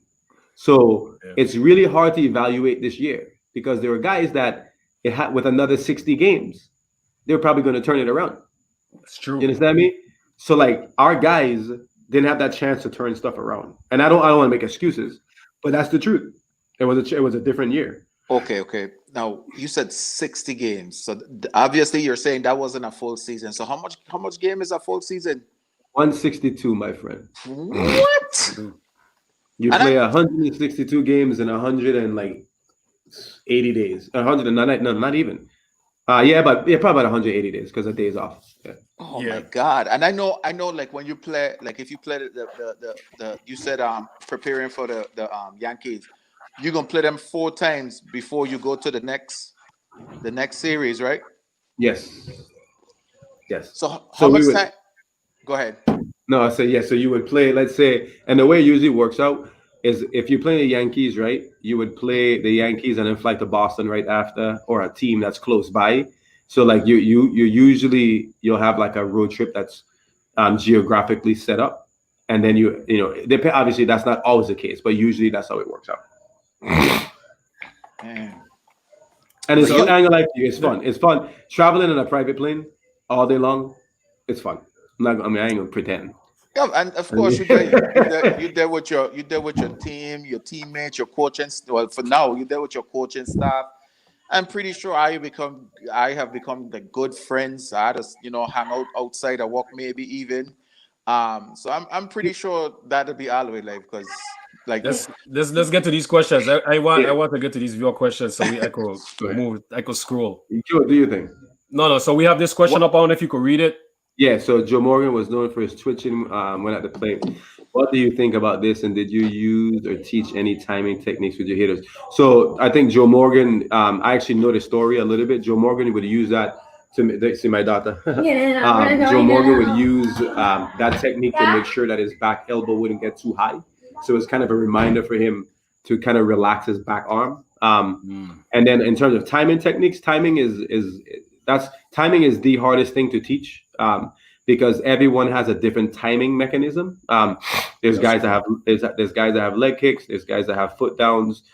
There's different pitchers' arm strokes. So like Mumba had a longer arm. You have guys that have quicker arms. Yeah. That the hitter have to make adjustments to that. So I would say to you, there's a number of timing techniques that you can use, but timing is also internal. So like how quickly or slowly a body needs to move in order to allow it to work. So I don't want to dodge your question, but it's kind of a vague question. I think timing is not just one thing and one thing only, is a number of things. So Then we got a question Yeah. from RT here. Who is my favorite team and player of all time? So all right, my favorite team. You probably didn't hear me in the beginning, right? The Braves. The Braves growing up was my favorite team. My favorite team now is whoever is paying me the most money. And then secondly, my favorite player of all time actually was probably Ken Griffey Jr., if I'll be honest. And Mamba had a chance to I'm sure, meet Ken Griffey. Yeah. I had a chance to meet Ken Griffey as well. I don't know if actually played with Ken Griffey. I played with Ken Griffey in 2009 in big league camp. And he took a bunch of us out for dinner on several occasions, and that was a very, very nice experience. He was a very nice dude. Ken Griffey was a kid. He's not an arrogant person. Of all of the famous people you can think of, he's probably the most humble. When I say humble, I mean like he's a nice person. Now he's confident. Ken Griffey's a very confident person. He wouldn't be that good if he wasn't confident, but yeah. So to answer your question, the Braves, and then whoever's paying me the most, and then Ken Griffey Jr. Yeah. Okay. He's go ahead, Pan. I'll throw this interview. I listening to your story and everything, and one thing that's standing out to me, like how old you be? Because you don't look at day over 25. You got too much stories to be not over 25. I wish I was 25. I'm 37. We're gonna be 38 in February. Man, I must commend you. You're looking good for your age, my son. You do not look 37 at all. I appreciate it. And I decided to shave the head because I didn't like my little spot, but I still have a full head of hair, But I just say, let me go and I ain't gonna be the LeBron wearing anything up here. You know what I mean? So thank you. I appreciate it. I can't say nothing about your the only thing you were supposed to wear a hat when you come on the show. This is a hat show. I have a hat, I think I take it that, and I have my hat. I say, I was going to say about Ken Griffey real quick before I go to the next question. Was that he's one of the coolest dudes you could ever meet. You know, He really he's a Michael Jordan level, and he's sure. one of the coolest bosses. Like Crabbe said, he took them out to eat and stuff like that. You know, he would talk to minor leaguers, anybody. He's awesome. He's cool, a true class act, bro. Like he's cool people. Yeah. So we got this next viewer question here. So I actually I have a friend that runs a bat fitting company. It's called Baseball Performance Lab. Follow them on Instagram. They do actually a lot of bat testing. So I would say to you, handles of bats are very player driven, right? Like the axe handle isn't for every hitter. Some hitters really like the design of it, but it might not be, you know, the right option from a handle standpoint for every single hitter. So I would say for George Springer, it's probably a good fit, but I would say not every hitter would benefit from an axe handle. But the axe handle does, a lot of guys do like the axe handle. So hopefully that answers your question. There's probably 30 different knob designs that people you know use. So Juice want to know when he could come back to doing what up? technology. So I started a new company for the off season. I just agreed on a new deal with my one of my business partners yesterday. So I'm actually changing Crabology from that name to Diesel Skill Academy. So some of my business partners in Tampa, we've worked together for a long time, and so I'm changing Crabology. But of course you can come back. Of course you can come back. And you let me know. Tell Quado, give you my number, and then you hit me up. Go ahead. Have you played for any national team for the Virgin Islands? Any traveling team for the Virgin Islands? No. I never get asked for one. It's all right.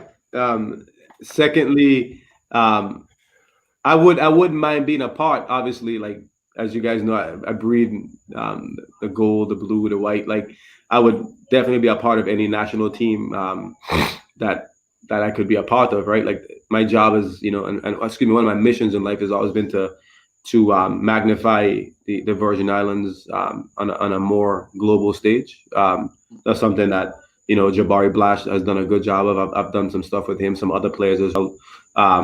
So yeah, I mean, no, I've never been played, never been asked to do it. I believe I could be wrong. Maybe I missed a few text messages or calls. But I would obviously be a part of anything that they would like me to be a part of. All right, so let's get to I want to get to this right? Last viewer question. Yeah. From RT. Based on your accomplishments in baseball, is there anything you view as unfinished business that you could get to accomplish? Okay, so I don't think I can pinpoint one thing specifically. I think, as I mentioned to some of y'all earlier, right? Like I view my life experiences as part of a process. I believe that I have to organically go about my days, ready for whatever comes at me, and ready to use any previous experiences to tackle any new challenges in life. I think one thing I don't do, and I've never done, I am a goal setter, but one thing I don't do is I don't check off any marks. There's women who's like, well, he have to drive a BMW, he have to have a 3,000 square foot house, he have to make 150 tall,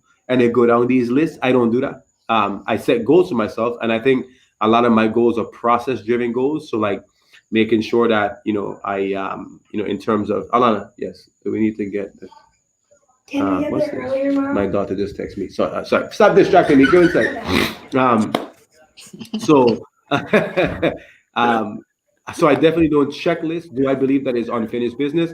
I would bet my life that my life journey probably isn't I would say the second or third inning of the game, to use an analogy or a metaphor. Like, I feel like I probably have 7 strong more innings to go, and I feel like I've had the bases loaded a couple times. I've driven a couple runs in. I've given up a couple runs. I believe that I'm going to have more opportunities to get some RBIs, and so to properly answer your question, I would say I know that I have unfinished business, but there's nothing specifically that I can say that I feel like I need to check off. Right, like I know that I'll continue to be successful. I know as I look at my life, there's times where I find myself in a particular environment or during a specific moment, and I'm like, why am I here? And then the answer has shown up 7, 8, 9 years later.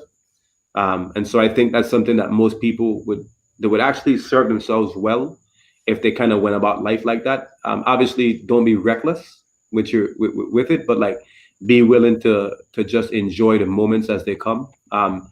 One thing is when the book of my life is done and I've passed on to another place, hopefully I can go to the Most High and stare him in his face and have to answer for whatever problems and sins and lies and whatever I've done wrong. But my hope is that everyone that I've encountered, what they're going to say about me at my funeral is that Callix lived a full life.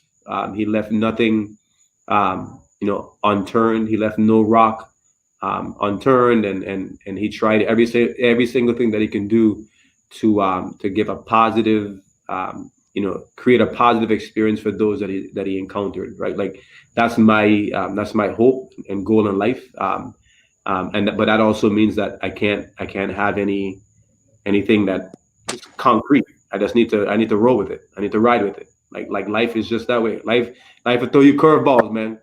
And if you ain't know that bad boy coming, you better be ready to adjust. So hopefully that makes sense. Artie asked another question, but I'm gonna ask the question as we winding on towards the ending. So Artie jumping way ahead. So big up to Artie though.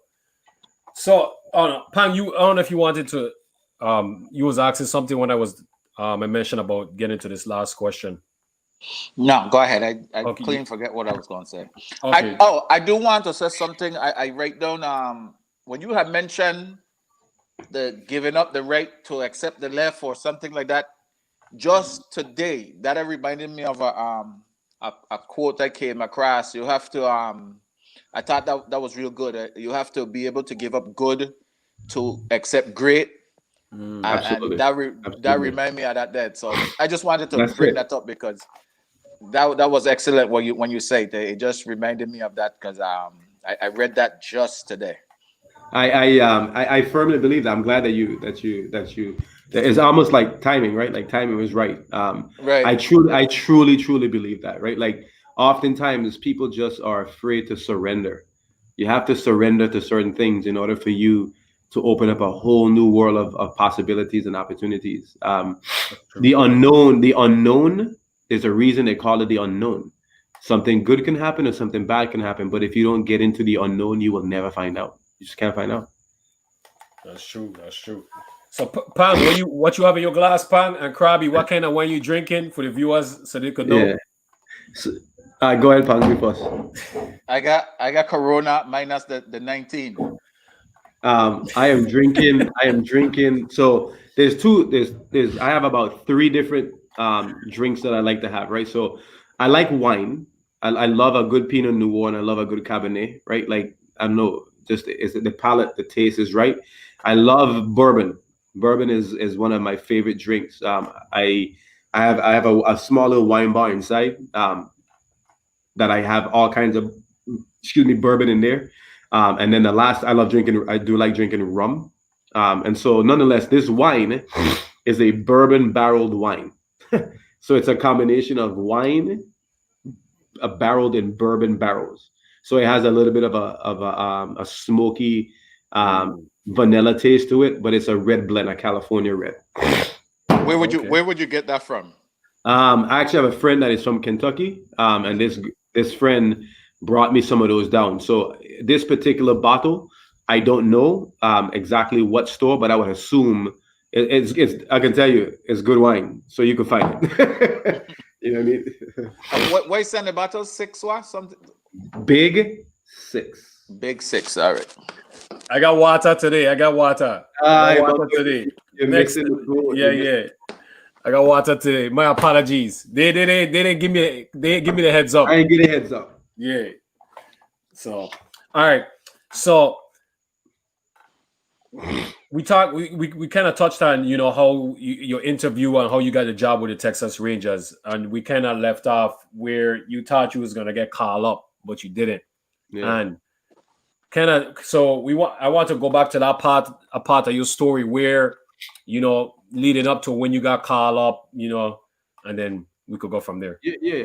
So as I referenced earlier, in 2006, I could have been wrong, but in 2006, I got taken out that game. I obviously, as a minor leaguer, Mamba, you had these feelings, and quite frankly, I know you were extremely close on a number of occasions, and I know that people need to understand that. Like, Mamba was a very talented pitcher.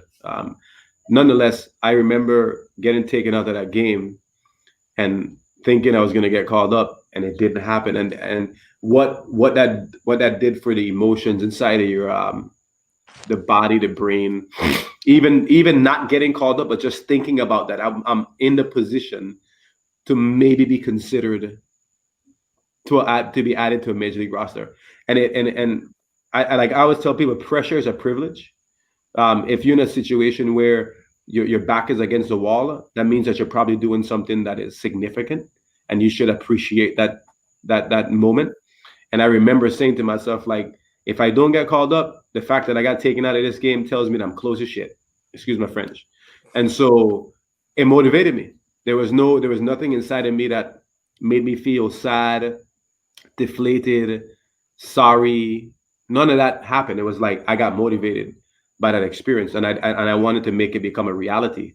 And I think that's how most people should look at things. And so the following year, I went to AAA, and because I had that taste of like being really close to the big leagues, I had a good season, and then I got denied again. I didn't get called up after that September. Wow. They decided to call somebody else up. The GM, the assistant GM, Gordon Ash was in town. Callix, great season. Just we had somebody else in mind, and again, deflating, but still a very motivating factor. Pressure is a privilege, right? Like failure means that you're close. That's how I think about it, right?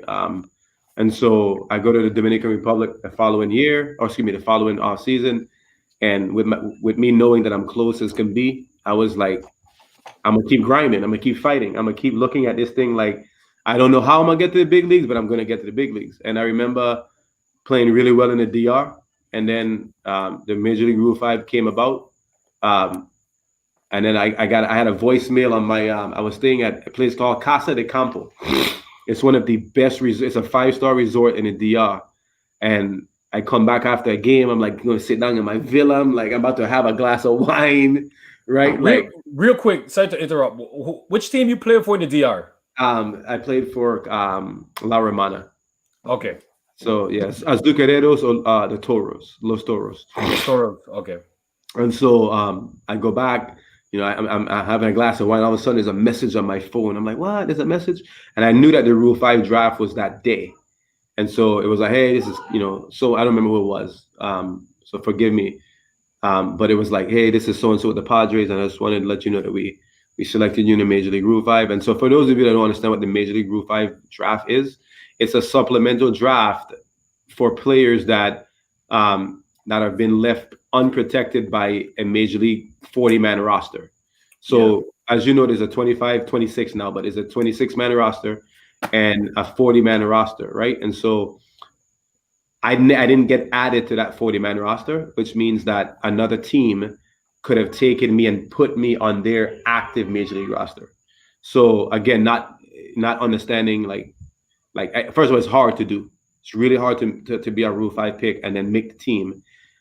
So I get Rule 5, I go to spring training, and I have the best, like I'm in the zone. Like as a player, Mama, you don't get in the zone that much, right? Like it happens ever so often. And when you get into the zone, you got to just ride that wave. It's like you're in this place of like complete like relaxation and this understanding is like I couldn't get out.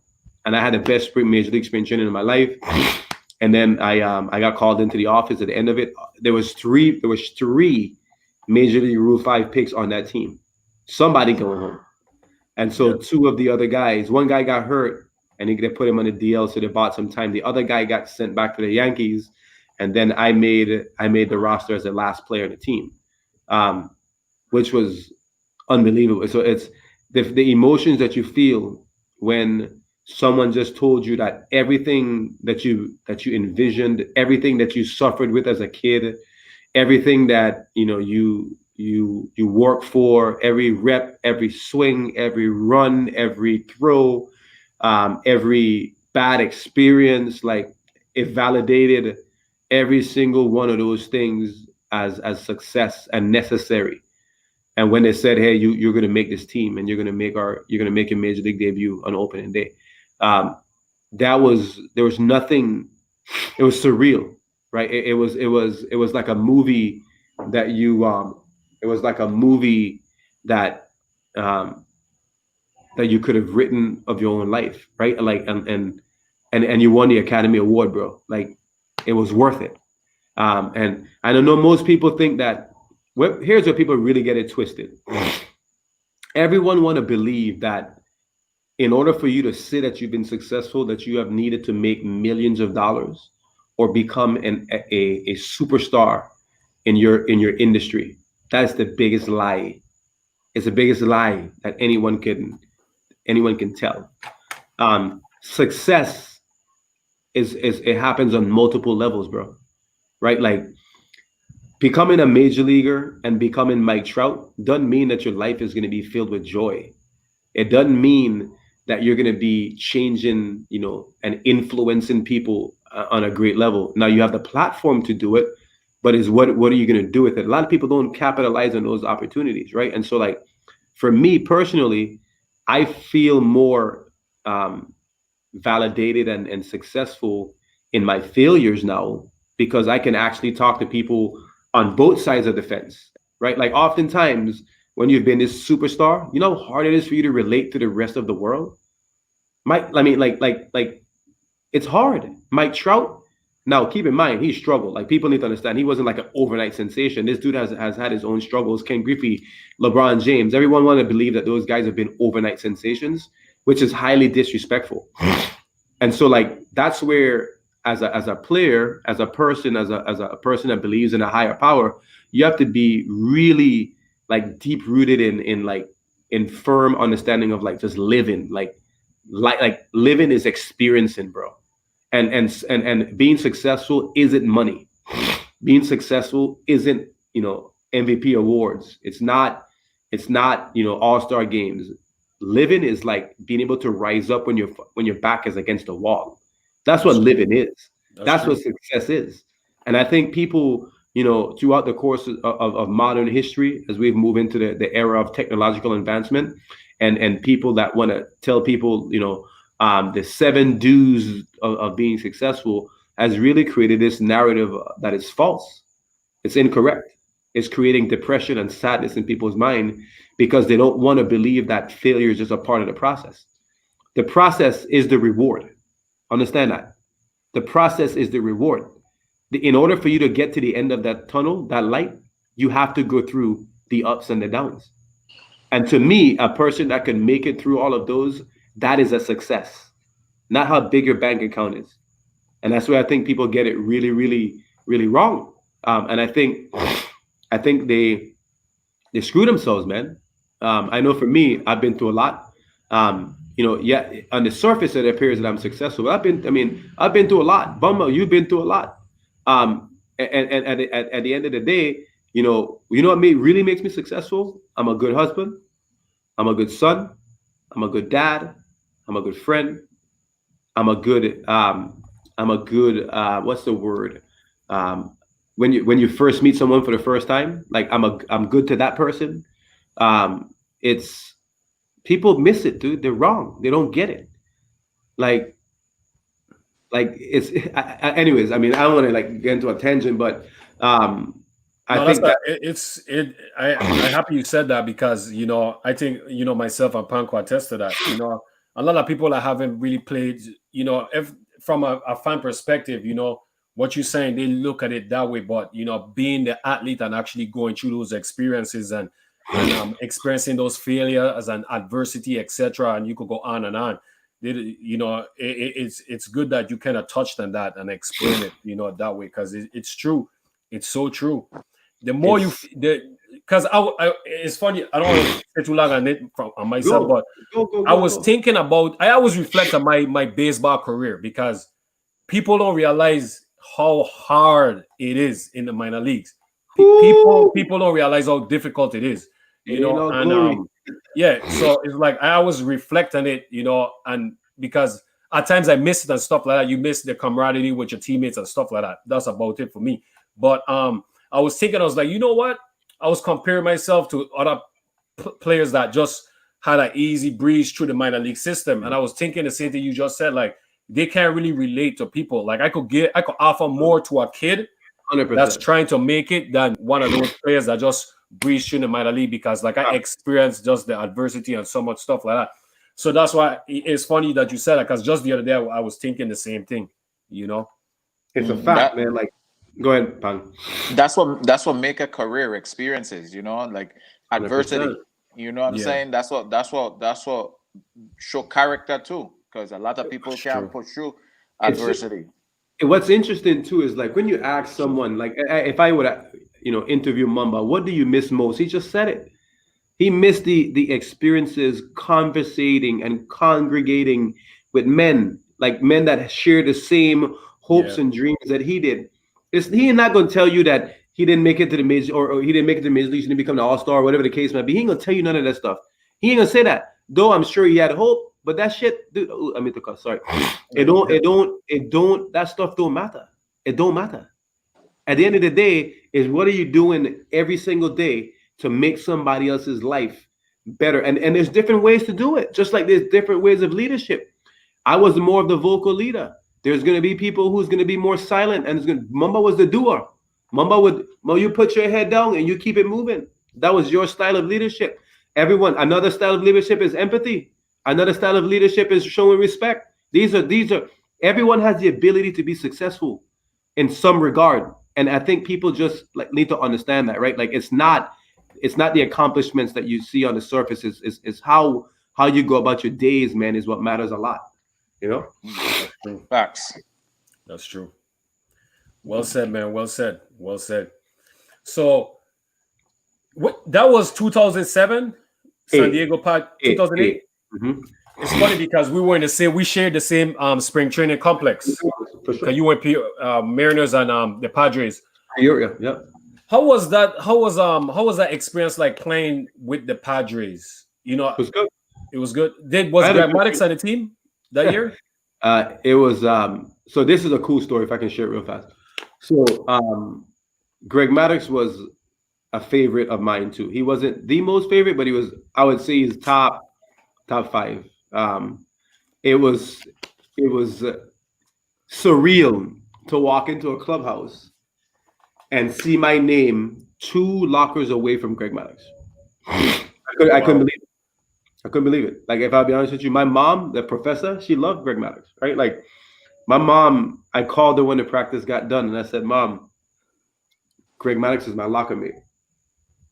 And I was like, holy, like my mom was like, "Are you kidding me?" That's like crazy. This dude is your locker mate, right? Like, so anyways, spring training goes on. I get to know him a little bit more. We make it, I make the team. 1 second. Yes, Callix. I'm just coming out here. What do you say? Ken Griffith Jr., Greg Maddux, and Chipper Jones was the only 3 baseball players I knew growing up. Oh yeah? Really? Oh man, we got to teach you some more. So listen to this. So we go in spring training and I'm in a game, and this particular day I had came out the game already. And I remember sitting there talking to Greg Maddux, and I asked him some questions like, what was it like winning a World Series? And like, he was I'm like, Greg Maddux is a jokester. Like, it's so funny when you look at these highly successful, athletes, but even like, I know a lot, I know multi-millionaires. I know people that have made $400 and $500 million in their businesses. Like, I've been fortunate through baseball, right? But you listen to these people and they're normal. Like everybody want to believe that these people like they're superheroes, and you know, like they're not. These people, they lie, they cheat, they you know what I mean? Like they're not gods, they're not, you know what I mean? They're not Moses. And it's funny when you start to break down those barriers, right? Like you realize that, man, like just like it's cool though. Like so we go to the season, my mom come to spring to opening day, and then Greg Maddox signed a bat for my mom. You know what I mean? Like she had it, you know, at the apartment. Somebody steal a bat when she was in the States, went into our apartment, steal a bat. Anyways, but yeah, that was surreal. And then even like Trevor Hoffman playing with who was Jim Edmonds, right? Like it was crazy, dude. Crazy. Yeah, crazy. Well, question: why was Greg Maddox in the minor leagues? I was in the big leagues at the time. Oh, okay. So the big leagues Padres. Yeah. Not minor league Padres. Okay, good. Yeah. I was a little lost there, but So that was so 2008. I was in spring training. So how many teams you play for in the major leagues? I played for the Padres only, and then Only the Padres? Only the Padres. Yeah, my window again. It's like my window was short. It was short, and I maximize it, right? Like at the end of the day, you know, I had 48 days in the major leagues, and it's 48 days of the best experience that I possibly could have. It was like, I mean, truly, it was like I was in heaven, at least my heaven. If heaven could look like that, I'm cool. Right.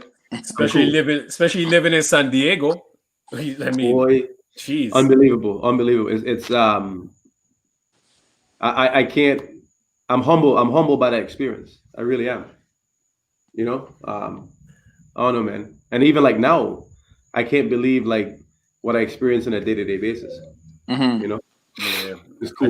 I think it's cool when you grew up watching somebody, you know, like you know Greg Maddox, and then having the opportunity to actually play with him. That's a great experience, man. You know? It was surreal. I think is the only word I could find. Yeah, man. And it's funny though. Like even now, you know, like doing it now, like meet like, hey, Trout comes, what's up, Crabbe? Or like Mookie Betts coming over, hey man, nice seeing you. How the family do? Like you see these things take place, and you're like, this is crazy. You know what I mean? Like, and they look at you as an equal. Equal, right? Equal, yeah. It's crazy. I was gonna say, Pang, that's like, you know, you playing with the Chicago Bulls, man, and Scottie Pippen, couple of knockers down, you know, Jordan. I won't put Jordan and Greg. I mean, you know, Maddox in baseball is like Jordan in basketball, you could say. You know, right. For a pitcher, for Maddox as a pitcher, yeah. Right. You know, Pang, so imagine you in the locker room with Jordan and Pippen, man. That's a that good experience, you know. Imagine that. That's how it felt. It wasn't a locker, but when we was in Vegas and we were getting ready to play the United States, and the way how they had we line up like for the ceremony, so we line up right here. Kobe standing right, Kobe, LeBron, Carmelo, Chancey Billups standing right next to me, like shoulder to shoulder, like just a little room, just a little room where somebody could walk through. So imagine I just did over here trying to keep my cool. don't want fan out, but I keep side eyeing myself. And when I tell I myself, I watching Kobe myself, and I can't believe this is Kobe like right next to me. 100%. And these man just they man just like we. Like you said, Greg Maddox is a jokester. These man clowning the whole night. The 100%. Whole night we did and the ceremony. These man just cracking jokes on each other. What was so cool, because we had one player on the team that he's a street ball legend in New York, right? What was really cool about it that draw them man to us, like after the ceremony done and everybody like kind of like branching off. The man Carl Claxton had every one of them players coming over to hit him, man. We had a player on our team where the NBA players gravitated to come and say what's up to this man. So he bringing all them man a wrong way, you know what I mean? Because everybody know he from the Celtics. Yeah, no, not that Claxton. I'm sorry. Carl Crozer. I said Claxon. My bad. Yeah, you're okay. You're okay. Carl Crozer, and everybody know he from when he played college for the Pittsburgh, and then he is a street ball legend in New York. Okay. I got you. Yeah. So Carmelo was the first man to come up to he. And CK calling he like by his nickname and everything. Then Chancey Billups roll over. Then Kobe roll over. Listen, this man know all of them, man. Everybody like. So it was just like the coolest thing. So I know that feeling just a little. I know that feeling just a little bit. That's a good. No. Yeah, that's pretty. Yeah, that's dope. That's the exact same thing. You know, different. Yeah, man. That's crazy, man. Only person we're missing is Jordan. Jordan was the one missing for Pang.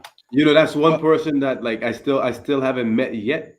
And I look forward to crossing his paths one day. I hope I get to meet him.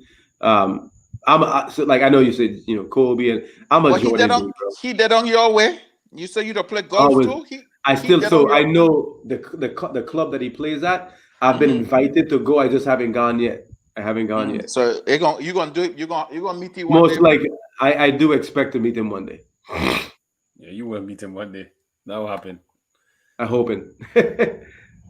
So now, San Diego Pat, you stated that you spent like 48 days in the major league. So kind of kind of touch on it a little bit, like what happened, and because you was picked up on a roof in the Rule 5 draft, right by the Padres, and then they release you.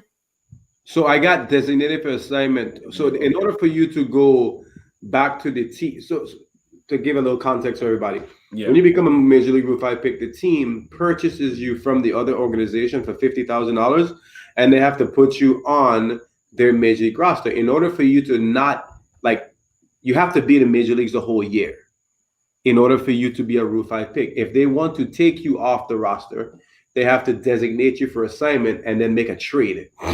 So what they did was they designated me for assignment, and the Padres wanted to keep me, but the Brewers wanted me back because they saw that I had a little bit more value than they originally thought. You understand? Okay. So they brought me back to have depth in the organization. And I mean, obviously the reality, I mean, I wish I would have stayed with the Padres because I probably would have been right back to the big league. But again, life is what happens. Like, I probably would have went right back to the big leagues pretty soon. Callix, you steal my phone? Put my phone down. I would have come here. Let me show everybody you. Come. This is my he's not a junior, but this is my dude. What's up, man? Hello. How old he be? He's 7. He's 7? Yeah.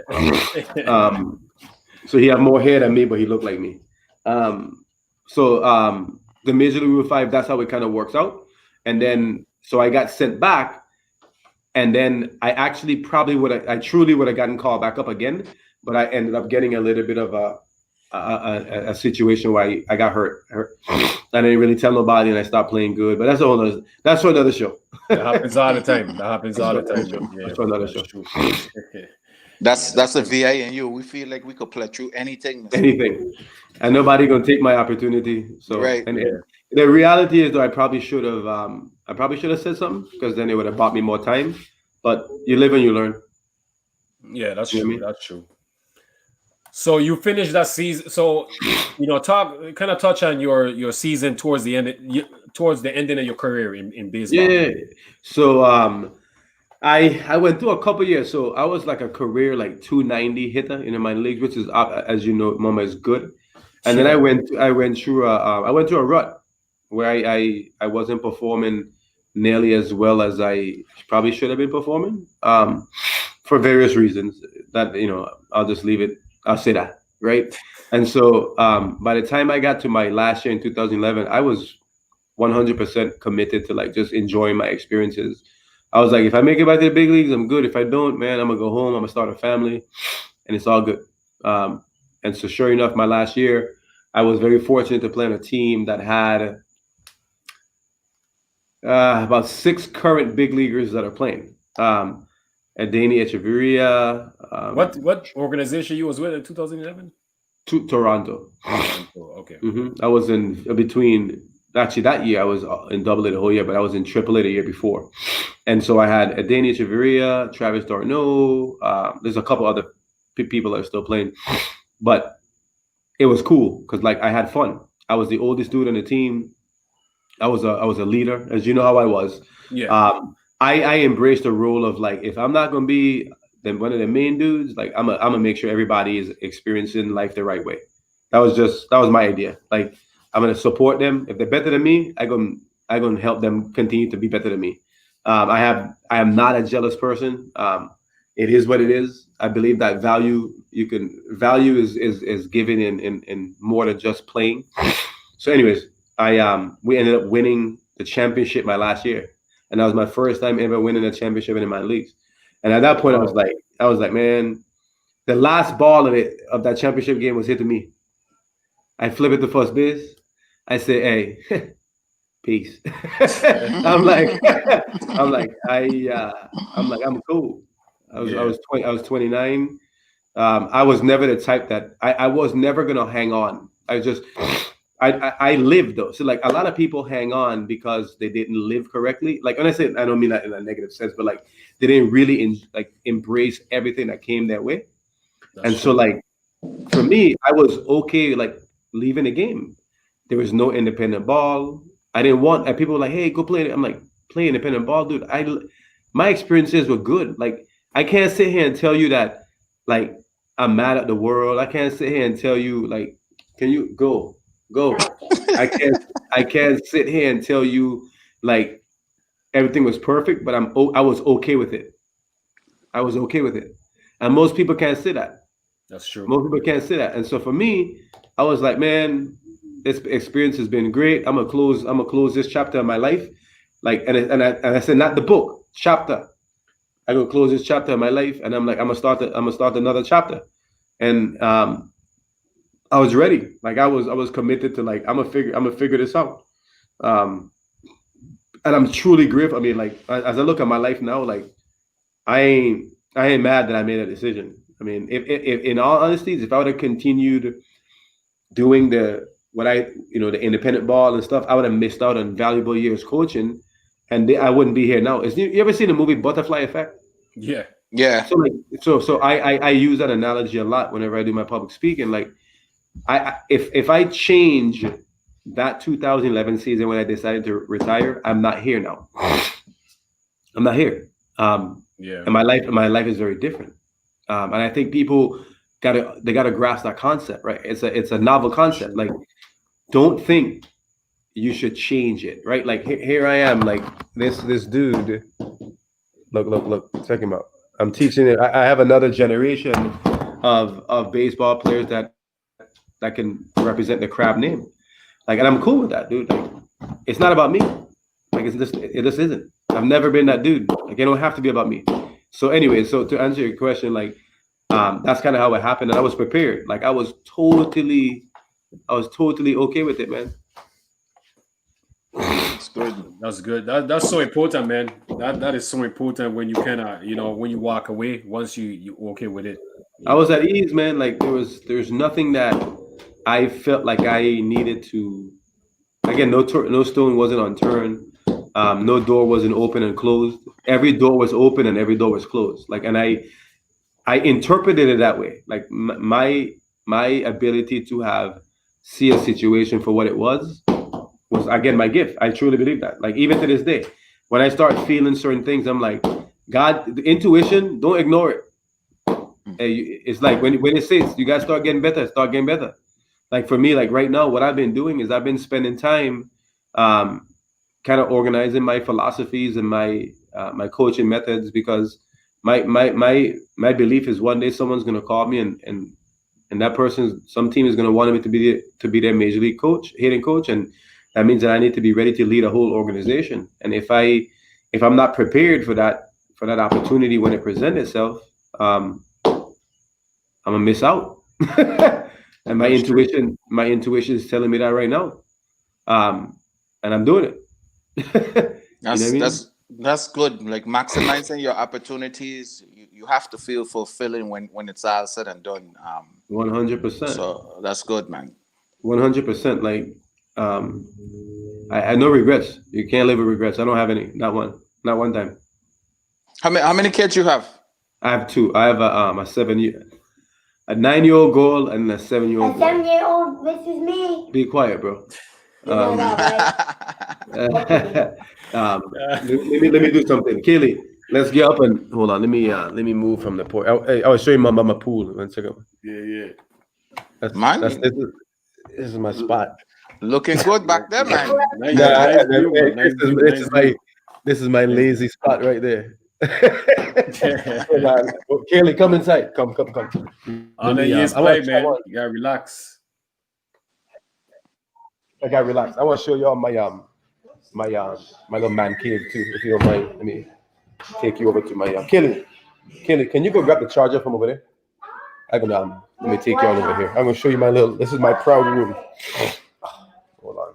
That's So this is only from. That's all. Huh? That's what it's all about too. That's one thing I could say you have to check off. Like when you are a man and you grow up and you like full getting your man cave all done and your area. Look, that's you need a man one cave. thing. Yeah, you gotta check that out. Yeah, that's true, Pag. That's true, Pag. You're right. Yeah.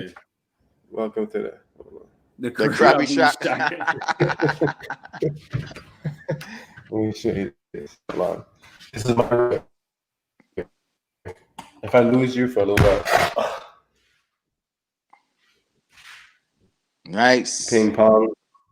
And then check mama. See that? That's a San Diego jersey, right? 27. Yeah.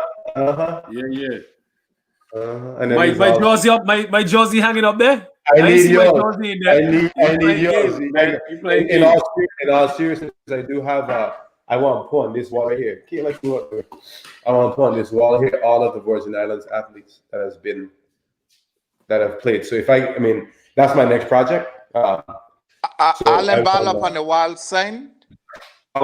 These are all from Robinson Cano, Ryan Sandberg, Andre Dawson, Ken Griffey Jr. Wow. I have more. I just got to put them all up. I have another like 7 Yeah, this is my You got to work on your connection in your man cave. You need that router in that man cave, brother. Hold on. Next step. I do. Hold on. Y'all can hear me still now? Yeah. No, okay, it takes a little while. That's one thing to show that. Let's come outside. Come. Let's go back to the other part of the house. You say like. Go ahead. Go ahead. No, go ahead, Mama.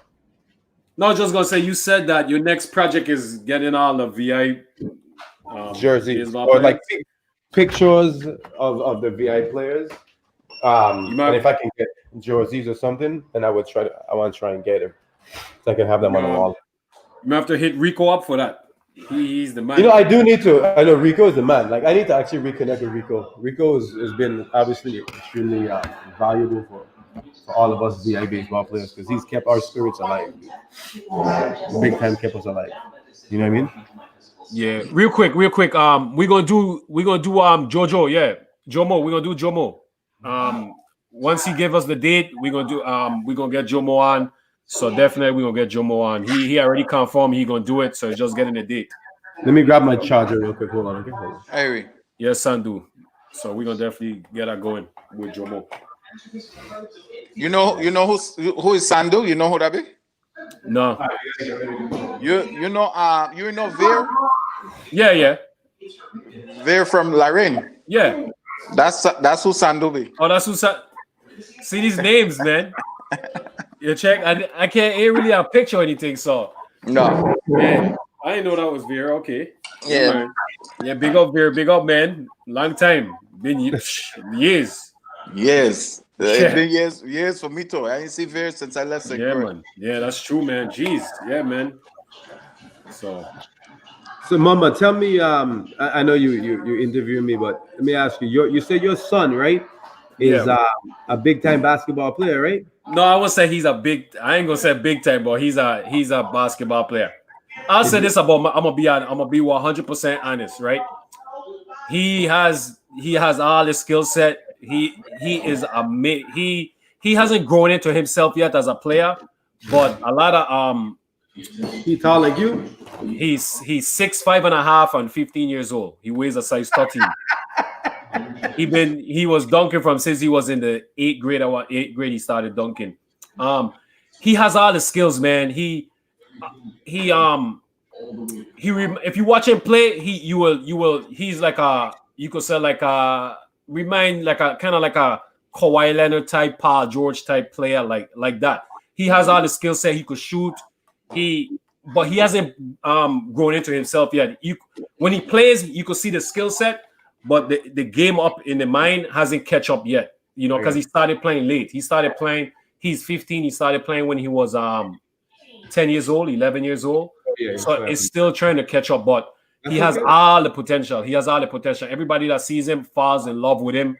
At the school, they said he's the only kid that has the opportunity to get a legitimate Division I scholarship, and they talking legitimate meaning like a Duke and stuff like that. But no, I'm serious. But he's a good kid. He's humble. He doesn't get caught up in the hoopla and bragging and stuff like. He's a real cool kid. He doesn't brag. He doesn't promote his stuff. He just goes under the radar and does his thing. So he's a good kid though. But he has all the potential. I wish I had his talent, honestly. Oh, Pan, you know who he remind me of, and I always tell this to Haywood. He reminds me of Coffee.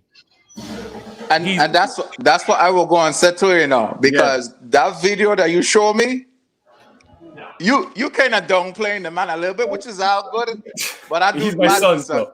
That do badness for 15, and he don't do the kind of things that he doing. He look fundamental.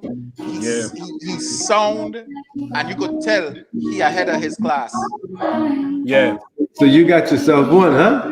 Yeah, so I got myself one, man. He's a good kid, man. So he's good. Once the thing I like about him is that he's just humble, man. He's quiet. He's coachable. He just goes about it. He's not like me when I was his age, man. Like he's the total opposite. Like he's not aggressive and stuff like that. But I'm just proud of him, man. I'm just proud because he started late and he's just doing his thing. And I try not to put too much pressure on him or anything like that. I just kind of want him. You know what I'm saying? Let him be. I call it letting them have autonomy. Let them govern their own development. I think most people that become successful, there's a little bit of help in the background, but usually they in control of their own destiny. 100%. Yeah, true. Lorena, I'm gonna send you the video, Lorena. After the show, I'll send the video to you. I'll send it to you, Crabbe, too. But like I don't even post him on Facebook anything like that, because it's like kind of want him just be himself, Tell you what though, I've seen a couple. Every once in a while, you might put something on Instagram. He looked like he legit. Yeah. So he definitely could play. Yeah, that's good. Yeah, man. So, but hey, Pan got a son too, and same thing. He started late, right? He started playing basketball late. My son 2 years in, and same thing as Mumba. My son 14, 6'2", done wearing a size 13. My son need to learn how to control his length and use it wisely. You know what I mean? So, Pang, how old are you? I mean, how tall you is? I 6'1". Oh, so he's already taller than you. Yeah, he done taller than me. So he'll be dunking on Pang soon.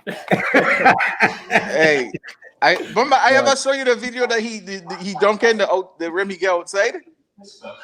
I know you sent me a video one time, but I can't remember if he was dunking. I think he was just doing some moves. I don't think you sent me that video where he dunking. I gotta send you that day. Right? Yeah, you gotta send you man know how to play basketball. I gotta give you credit.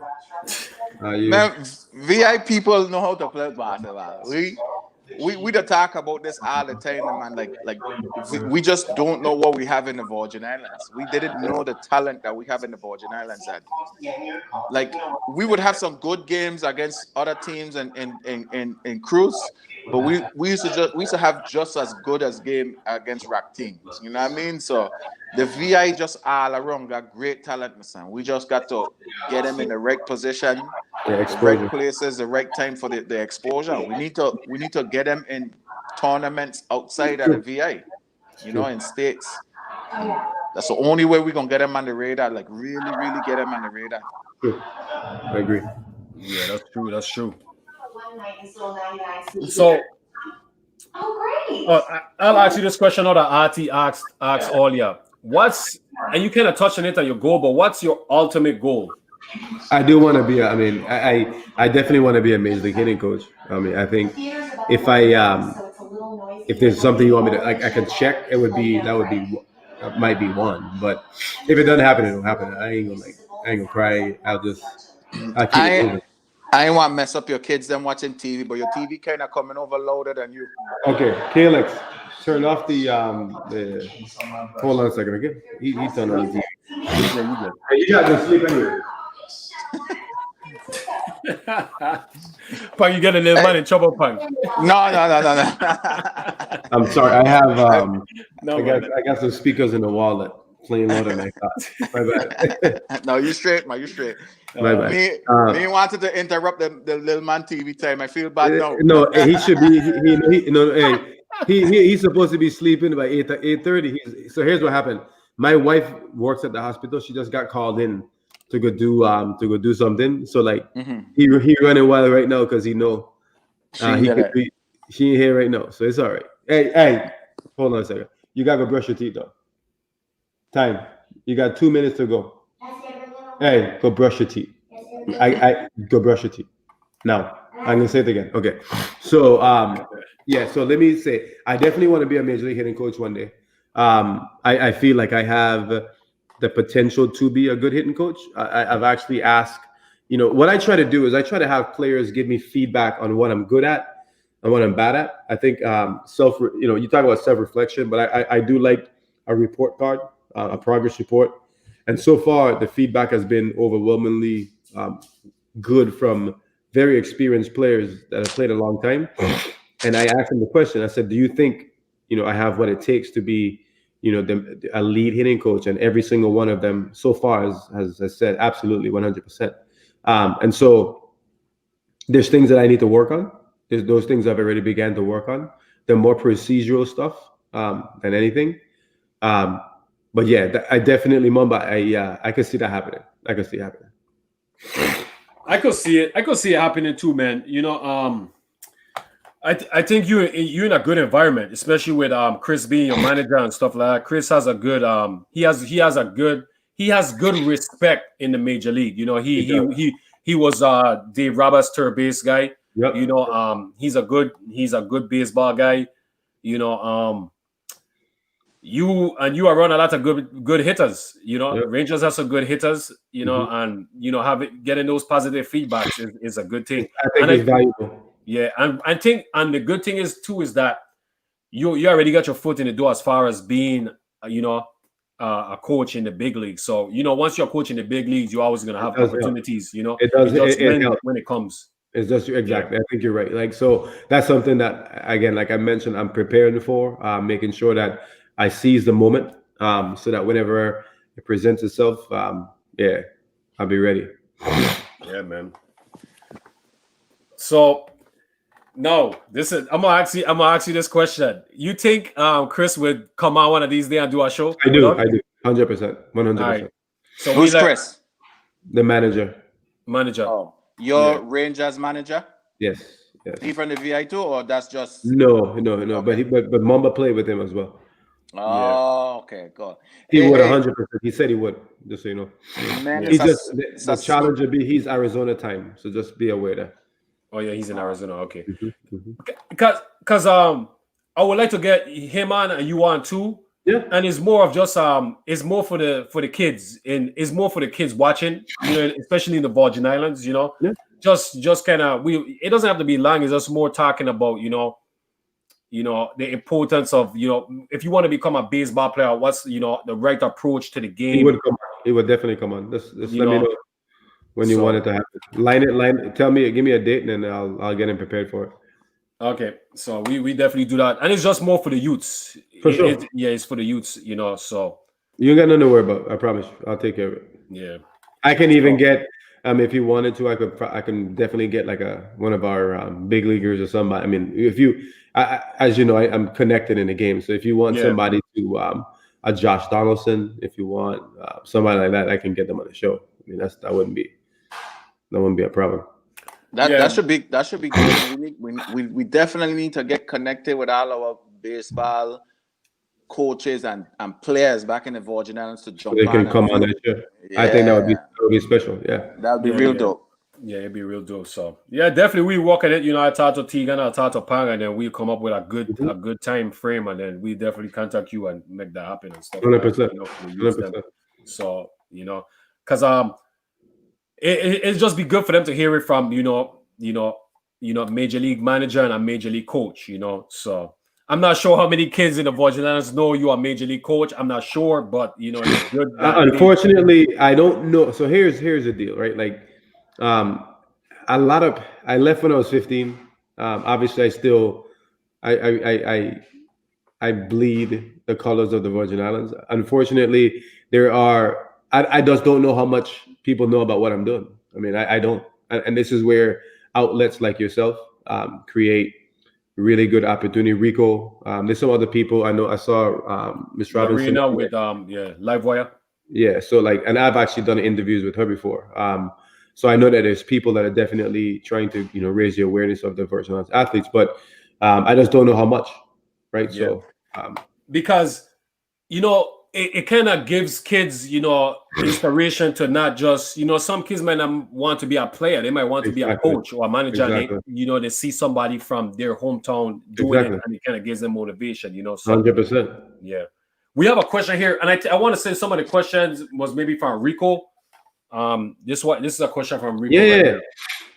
So is it harder to work with switch hitters since you have to adjust any from? So all right, I would say to you, in most instances, it's challenging, but because I was a switch hitter myself, as a hitting coach, I have a slight advantage when it comes to that topic of addressing the challenges of switch hitting, right? So, Mamba, as you know, I was a switch hitter. So nonetheless, it is challenging, but I believe that switch hitting is a matter of maintenance than anything. The reality is you're always going to have a side that is going to suffer at different periods during the season. If you get lucky and you catch a streak of a lot of left-handed pitching, you're going to get more right-handed at bats. If you catch a streak of, obviously, you're always going to face mostly right-handed pitching, so you're going to end up, facing more left-handed pitching. The biggest challenge of the switch hit is timing. I don't think it's anything really mechanical. The problem is when you haven't had an at bat from a particular side for some time, it's hard to get your, I call it eye tracking patterns correct, where your eyes need to go when the pitcher's releasing the ball. Makes it a little bit more challenging because it's just not happening nearly as much. Just imagine for you, for the basketball guys, imagine you have a 1, 2, 3 dribble before you shoot the ball on the free throw line.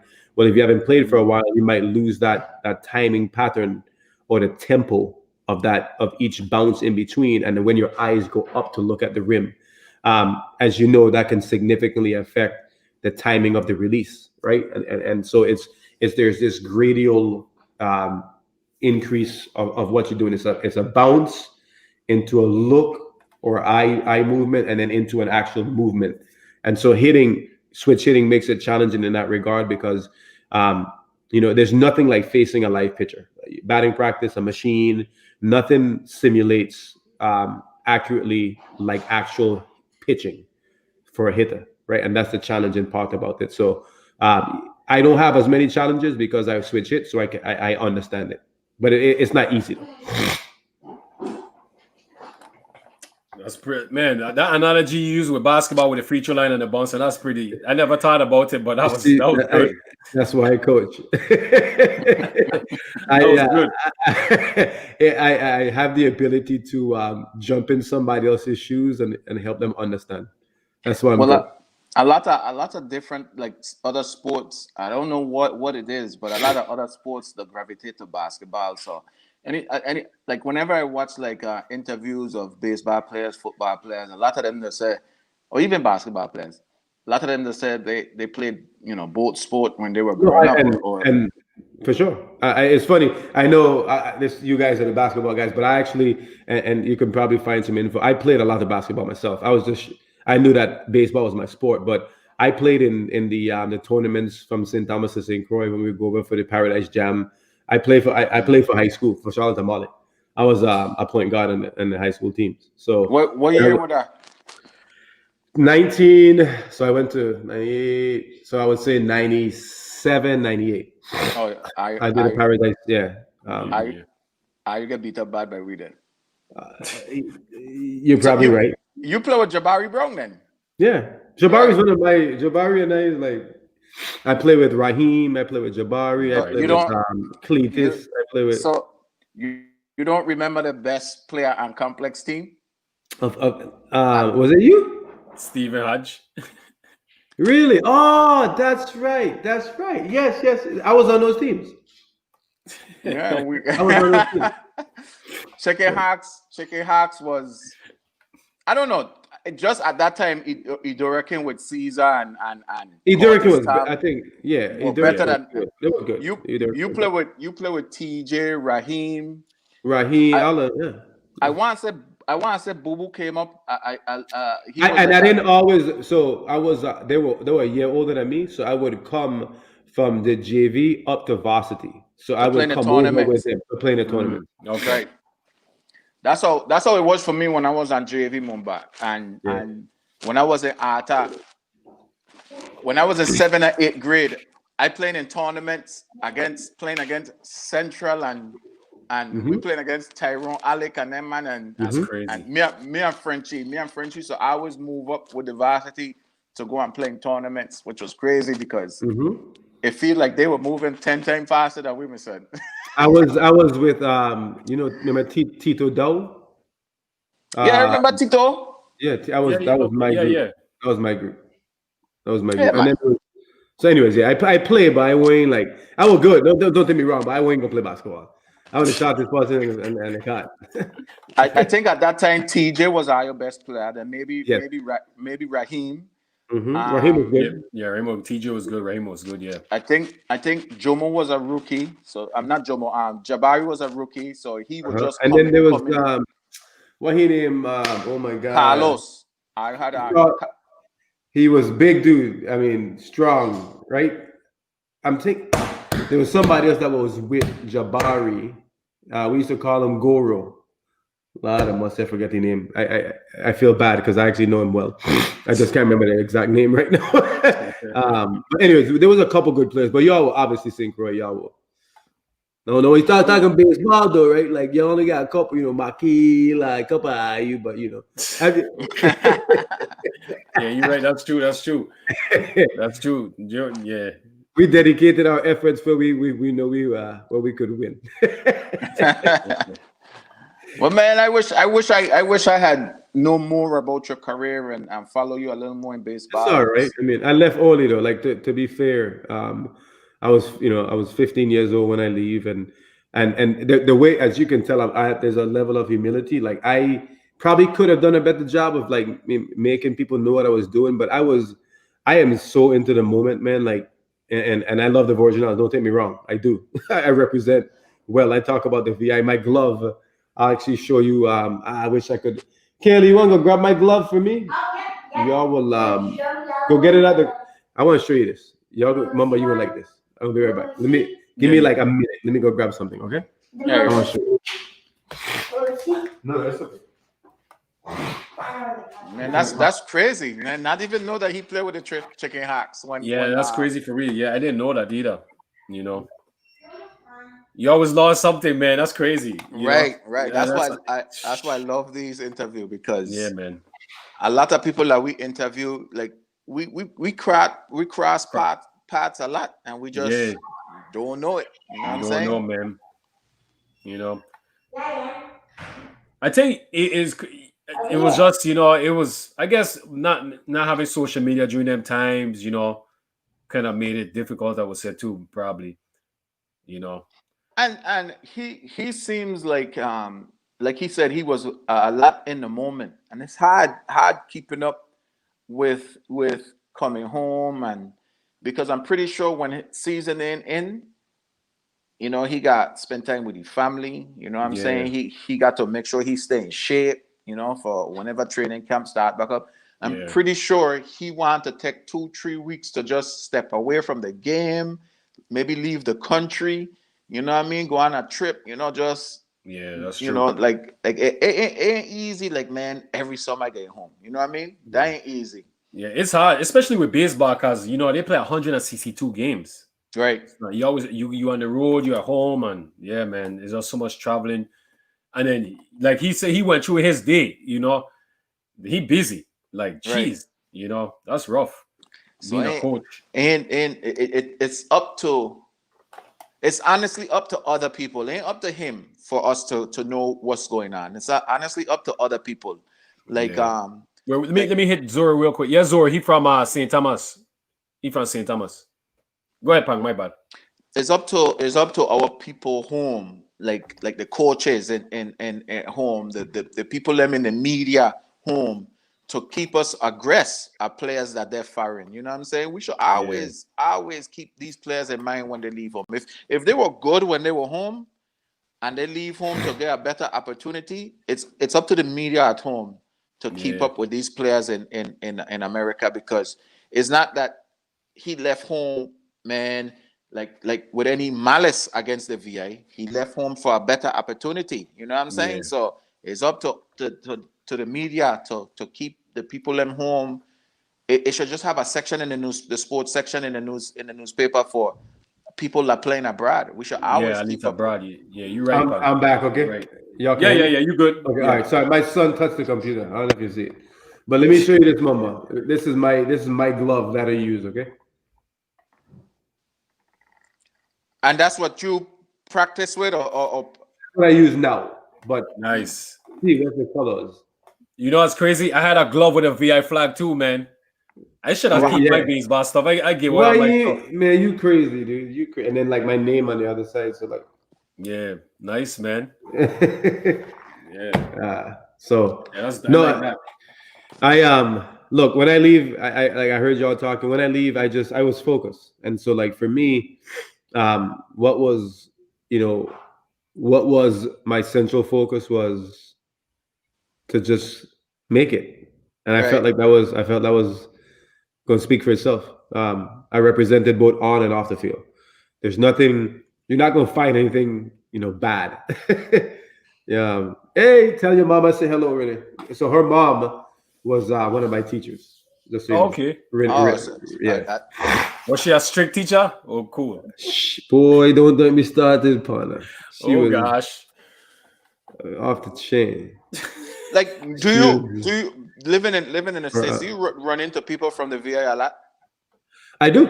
I have a fair share. There's a couple people that I live with in housing that live not too far away.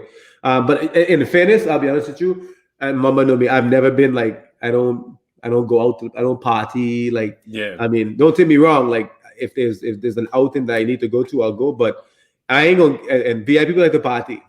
You know what I'm saying? So like, the reason me see more, because when it's time for my eyes to close, my eyes to close.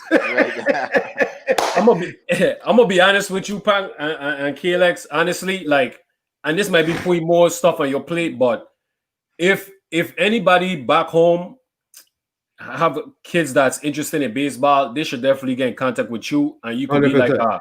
be like a role model, or you want. Remember, like when you was young, you used to write letters to a pen pal, like a pen pal, in a way where I you would can kind of talk to them if they face it anytime. I have an Instagram, so make sure people follow me on Instagram. There's actually a kid I need to get back with. But like on Instagram, if you reach out to me, I used to be very active on Instagram and I was working for myself. Less active now, but I still do. Twitter, you can follow me at the same thing, Callix, at Crabology SD. On Crabology is Crab. I have two of them. I have Crab for Life, but then I have the one that's more and verified is the one that's is at Crabology SD. So Crabology SD. So capital S, capital D. So this one I have up right now. That's Instagram. That's right. Okay. That's correct. I was saying if people want to use Twitter, they can use Twitter as well. Yeah. So that's you with the like a blue background. You then a white. Yeah. Yeah. Jersey. Yeah. A mentorship program like Lorena. Correct. So, yeah. Because I remember when I started the show, I said like you're like the you're like a true professional. I ain't gonna lie, because I remember when I first, like when we was first teammates. You know what I'm saying? And you know how I was. And you know what I'm saying? Like both of us went from the VI and stuff like that. And we respected the game and we did the game the right way. 100%. But we approached the game two different ways. Mama was hardcore. Hardcore. I'm hardcore, but you're like if like anybody send their kid, like you're just a true professional and you will. It's like, man, like I appreciate you have to be around you to I can't describe. It's hard for me to describe it, but man, like you are professional, man. You are true professional, man. Honestly, like you respect the game and you will people. They'll be in good hands. You know. I take it you're the shot guy on the field. Yeah. You see the dude. That's Greg Maddox like that. Yeah. Yeah, but I think that would be good for the use them, you know, for the VA and stuff like that, man. You know that I would love to. Yeah. I've always told to people like I want to do engagements going back home. I mean, I've always but I don't because I have such a humble side to me. I don't. That's true. You know what I mean? Like talking about that. This is because I always think about this when after I finish play. How important it is being if you want to be a baseball player and like going into a professional or even college, knowing somebody who experienced it, how important that is. So when you make that step towards college and professional, how important it is knowing somebody that could give you information to prepare you. It's invaluable, man. I think it's like just think back to when you were a boy growing up and maybe you had a older sibling that you look up to, who motivated you, who's someone that was a really good a good example. It made you want to do monkey see, monkey do. I mean, if you think about it, like that phrase is an actual like phrase from psychology.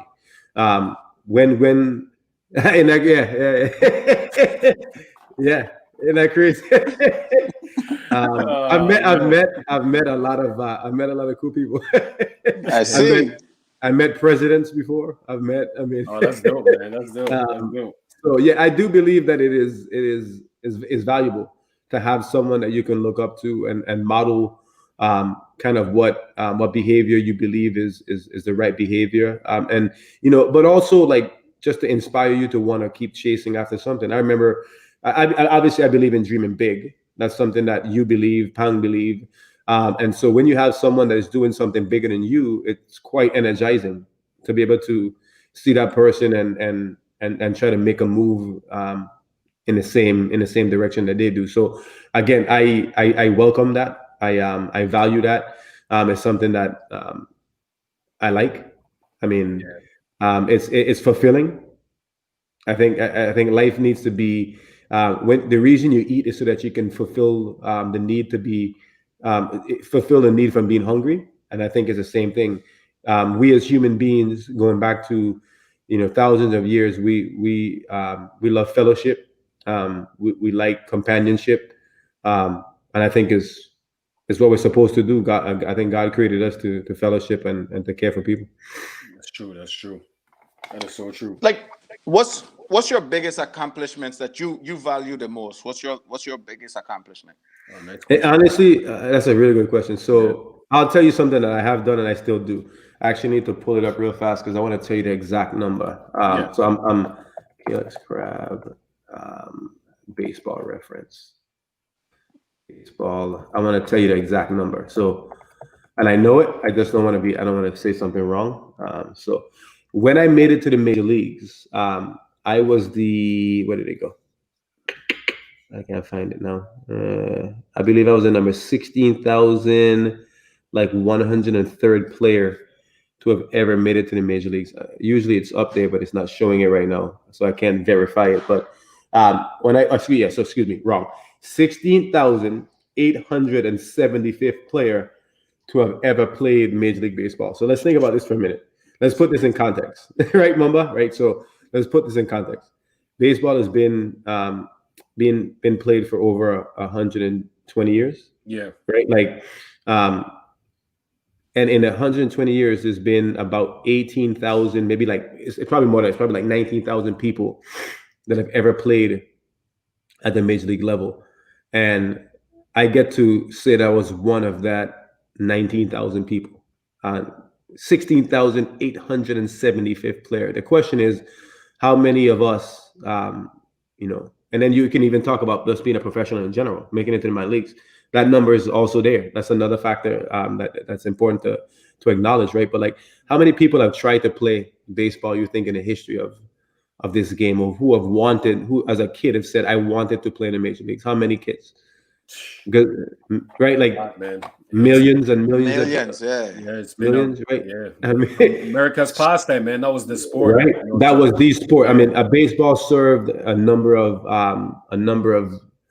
was before purposes, right? even before It was for basketball and baseball it and was for hockey. it was a time when war was the World War II was taking place, and men had to go abroad, and the recessions and depressions and all of these different things that have taken place in American history, and baseball served as a backdrop, or actually as a front, actually I would say front drop, to help people forget about the struggles of life, right? Like, True. and everyone wanted to play baseball, and I'm one of 19,000 plus. I'm proud of that. I ain't gonna lie to you. I mean, and that's why I say, even if it's one day, I wouldn't care. And then 2 weeks. to top You know? it off, you was one of the best that came out the Virgin Islands, even to I want, it's for sure. I mean, I think about that a lot. I ain't gonna lie to you. Like, but I also there's some chips on my shoulder too that I have to address, right? Like, you look at that picture, right? Like, I knew the challenges that I had. I was short. I grew up in the hood, but I also, even though I grew up in the hood, I was in my own neighborhood. I was different, bro. Like Mamba said, like, I even growing up around gangsters, right? Like, I acted differently, and I've always acted differently. You know what I mean? Like, and people give me a hard time. Always, it's always been a struggle of mine. You understand what I'm saying? Like, and I'm cool with it. Like, I have a lot of respect from gangsters too. Don't take me wrong. yeah. But there were times where I always chose the latter rather than the other side. And people, if there's people on this call, people know that. Like, some of my closest friends, Timothy, from Rock City, Timothy and I are, we were basketball players together growing up, right? Like, I have dudes that have been killed. I know people that have been serving life sentences. But I always, like, I'm proud of myself for not taking that path. Again, I had good role models. I ain't gonna lie to you. I had every single sibling in my family has been successful, to a pretty good degree. And at the same time, like, my mom had her first child when she was 15 years old. My father is schizophrenic. He's been medicated his whole life. Many, probably remember my dad walking the island with a little bag from west to east. I've had challenges. The last name Crabbe is a last name that people have always made fun of. I spoke differently. I had different interests. And those are things that I've dealt with my whole life, right? And so, even with all of that being said, I wouldn't change any of it. Right. But, like, I had those struggles. But I always remind myself, like, if I didn't have those struggles, how am I Callix Crabbe? I wouldn't be. That's Right. true. That's true. what makes your story so good. It's a part of your story. It's something that you could pass on to your youth man, to help him become a great man in today's world. And 100%. love it, man. True, man. I, That's true. I, That's I true. appreciate it. Yeah, man. Is Go ahead. is anything we didn't ask or touched on that you wanted to touch on? No, I mean, I think it was honestly, Mama. I mean, you and I have had many conversations. I mean, like I said, we played together, and I knew the intention of the interview. Like, first of all, I know you came from a place of high respect for me. Everything that you said today was genuine, and you're a smart dude, and you care about the Virgin Islands. I feel like what you're doing, what both of you are doing, for Virgin Islands athletes and the Virgin Islands people, it's an invaluable thing. I think keeping all of us our spirits alive, and more importantly, using our spirits to kind of motivate those that are behind us, and those that are presently chasing after dreams. They need to know that it's possible. If they don't know that, it's possible, they wouldn't continue to chase after it. But I think at the same time, they need to also understand the different mechanisms that are in play that make it also impossible, right? Like, so though it's possible, there's certain things that you need to do to make it a reality.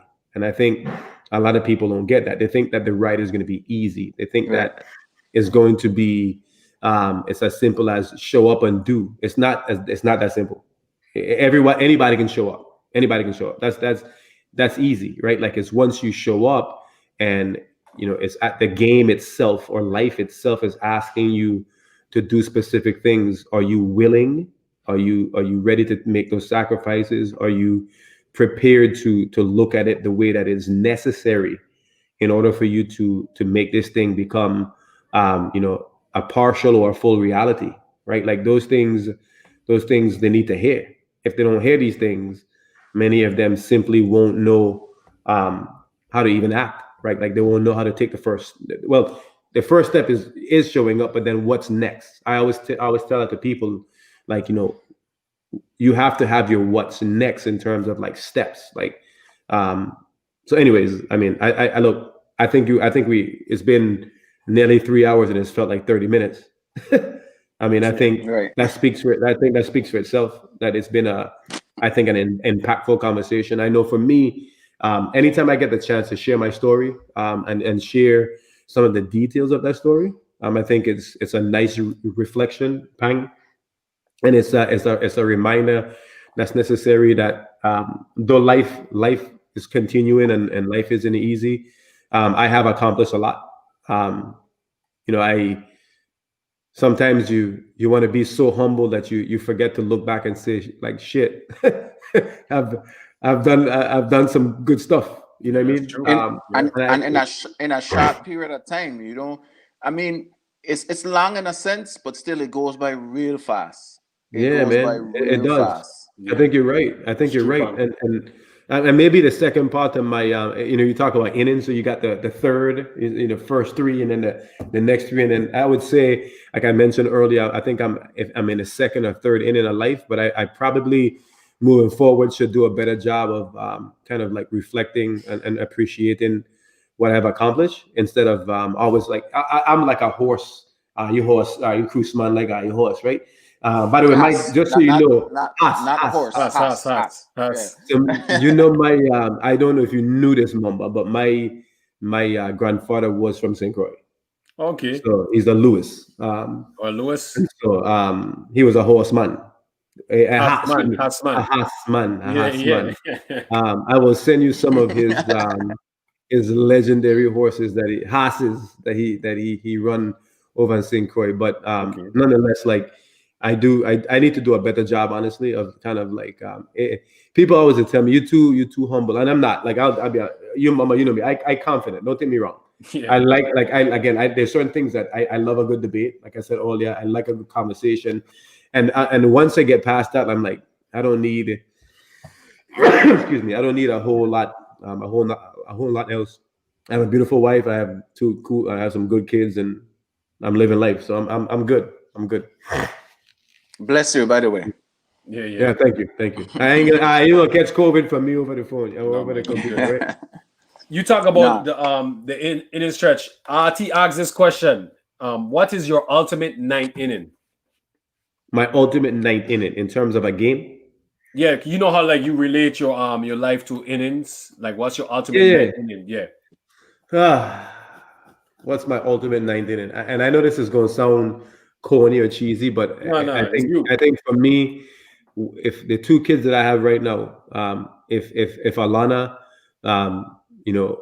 goes on to college and graduates with high honors and moves on into get her master's degree, and she marries a rich dude, and she's rich, and I mean rich in terms of life, I would feel like that would be part of my accomplishments. And then My son Callix, he loves baseball. I mean, he's showing signs of valuing the game or appreciating the game and wanting to play the game the way I did. I would say if those two go on to become seriously good contributing members to society when they're done and they change the world, and I mean that like on a grand scale, I would say that my ninth inning will be complete if my two kids goes on to continue the legacy of the Crab name and change the world. So I know that sounds corny, but like my kids matter to me a lot, dude. Like I mean, I came from a big family. And my mother always say, first of all, love your brothers and sisters, right? But like if as a father now, that's my kids are very central to my energy. They're my core, right? Like I want them to be successful in life as we all do, want our kids. So I think my ultimate night in it would be, I'm 65 years old and I look back and and my daughter finally getting married when she's 40 because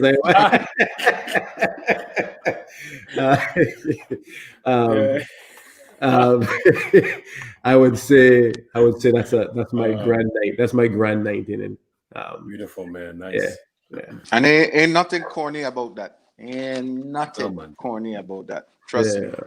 Because I feeling goosebumps just as you talk and thinking about my kids. I think in the same way. So I just love when I could see like on Instagram and Facebook when VI people like they'll be having like family reunion and family get together. That'll be the highlight of me watching Facebook. I just love seeing that. I know, and you know what's funny, Punk. Like I think that's what's missing right now from social media. I think most people are attracted to the downside, to the low garbage, right? Like when people are struggling and failing. Right. I think the original intent of social media was exactly that. If I would be honest with you. Yeah. If you could remember when Facebook first came out, Facebook was to connect college students. Exactly. Yeah. You had to be in college to have Facebook. Even MySpace. Think about MySpace, dude. That's before. I mean, I could go further back. Right, and it just branched out. I remember. It's exploded. When I first get High Five, I remember High Five. Remember High Five? Oh, yeah. Man, High Five was the biggest thing, brother. That was the biggest thing for real. I used to be on High Five more than I was on Facebook when High Five first came out. Yeah, me too. Yeah, High Five was there. It's true. It was it. But like you said, it was just to connect people, just to get people connected and stay in touch because not everybody could afford cell phone and things like that. Right. So it was definitely a good way to stay connected with your friends. And that was it's funny. Purpose. It's funny. There's a book. It's called Digital Minimalism. And I've actually recommended some of my players read it. And I think the reason that you probably, on my end, at least I can speak for me, I've slowed down my social media and movement is I've realized that the original intent of social media is no longer what it is, like I just mentioned. And like it's if you're not careful and you're not rooted into the right perspectives and right thought processes, it can be an extremely demoralizing experience if you looking for the wrong things. True. And so for me, like I have become very that was one of my goals, is like to be less dependent on what people thought, like, and I've never been that way, but obviously you like as you go on social media, it's hard to not see comments. It's hard to not look at other people's page, what they doing, like, and I said, you know what, like I ain't got no time for that garbage, dude. Like my life is my life. I'm happy with when I wake up in the morning. There's not one day that I ain't waking up and I'm not appreciative of the experience and the life that I'm living. And I'm like, ain't nobody gonna make me feel any different from that. So I've in some ways, man, social media, I've pulled away from it. That's why I have a Facebook. People look, if me follow you on Facebook yet, if are you listening, I promise you, I just ain't been on there. No, Charlie, I feel you, man. But it's it's a necessary. Unfortunately, well, not fortunately and unfortunately, it's a necessary evil, right? Like it does serve a very unique purpose. It allows you to connect with people from afar. So I'm not sitting here saying that it doesn't serve a purpose, because it does, right? Like, but I think what I mean is the person who's only focused on getting attention or focused on the wrong things, they can get lost in that world, bro. You can get They lost. definitely Right. can. It's true. You're right. Yeah, it's true. You know? So I always tell people, like when I do my public speaking stuff, I said you need to have some checks and balances for your social media sites, right? Like there's certain things that you will not, as challenging as this might be, you will not encounter in certain, conversations online. If that person wants to challenge you or challenge an ideology or challenge, your stance on something, tell them come to your house. Let's talk. Man, good, man. So we coming, like you said, we're coming up on 3 hours. So this is the part where we make it a little fun. If we call it your top five, your top five major league players. Yeah. Your top five players. Let's do. We're gonna mix St. Croix, because you left when you were 15. So I'm pretty sure you probably like miss a lot of good people, but. There's a lot though. I still remember a lot. Yeah. Well, you're gonna give us your top five baseball players from St. Thomas, and you'll give us your top five baseball players from St. Croix. Your favorites. My favorites. Okay, so does it any generation in my era? Any generation. Yeah, any generation. So obviously, you can't put Mumbai in your top five. I can't put Mumbai in there. No. The guess on we can't be anybody. That's fine. So Elon Hendricks, senior. I would say Makil Rogers, Terry Byron, Midre Cummins, and Calvin Pickering would be. Okay. Is that five? Yeah, I think so. Yeah, but you mix them. What do you mean? You mix Cruz and Rock, right? I got different boat islands. I thought that's what you're going to do, but that's all right. That's all right. No, I do mix. I can do both, but I mean, I think it's appropriate that we find the top five from all three. I think that's cool. That's cool. We'll take it that way. So give me your top five major leagues of all time. So King Griffey Jr. I think Barry Bonds, though I believe that he did cheat, I still think that he should be considered one of the best players of all time, maybe if not the best player of all time. I like Ricky Henderson, comes to mind. I naturally, Jackie Robinson is someone that obviously I think we all should admire. And he was a good player in his own right. Jackie Robinson. Greg Maddux should probably fall in that category for me, but I was a huge Andrew Jones fan, and I mean, either one, Rafael Furcal or Andrew Jones. Those two. He also played the Brave run Greg Maddux days, right? Oh yeah, Andrew Jones. He's more known as a Brave than the other. I had no he growing up too, because I remember he's the man. Andrew Jones is the man. What I used to do too, I played a lot of baseball for PlayStation when PlayStation first came out. And I used to always play with the Braves, so that's how I know some of those players. It's a good team to play with. A good team to play with. I understand. I probably missed someone. I think I got to face Randy Johnson. I don't know if you remember who Randy Johnson is. The lefty, tall lefty. I had two career hits against Randy Johnson, so I think that was. So I'll put him in. I'll put him in there. I'll put him in there. That's a Hall of Famer. I was about to say that's like a real highlight of your baseball career. That's probably the biggest. That's probably the biggest highlight for my career. He wasn't known for change up and stuff like that, right? He was known for too hard, right? Randy Johnson, and he was a dick. I mean, he was a mean dude. He was a mean dude. Yeah, fastball and that slider. Yeah, that slider was nasty. Yeah. So being a current coach right now, right? And we just cut it down to three. Three pitchers that, because you are hitting coach, so I know you study a lot of pitchers, but then you being a hitting coach, you still watch a lot of hitters too. So what three pitchers today that you see, you'd be like, man, his stuff is just nasty, filthy, and then three hitters that you just look and be like, man, he's unbelievable. Garrett Cole is the real deal. Okay. Garrett Cole is. I think he's the best pitcher in. So for me, you're gonna break down those names, like what they do, what team they play for. So Garrett Cole is with the Yankees now, but the past 2 years he was with the Astros. The past 2 years, he is 98 to 100 he sits at 98, right? Like, fingers directly behind the ball, like we talk about. So his ball has, it has extreme carry, but it also has right as well. It has his arm side right a little bit, nothing crazy, but and he there's something called pitch tunneling. That's a whole nother conversation that we can have. But Garrett Cole, his fastball and his slider, they really hold along with each other for a long time. I can probably share an example of what that looks like if you actually give me a minute, and I will show you an example for fun. Let me give you an example of what this will look like.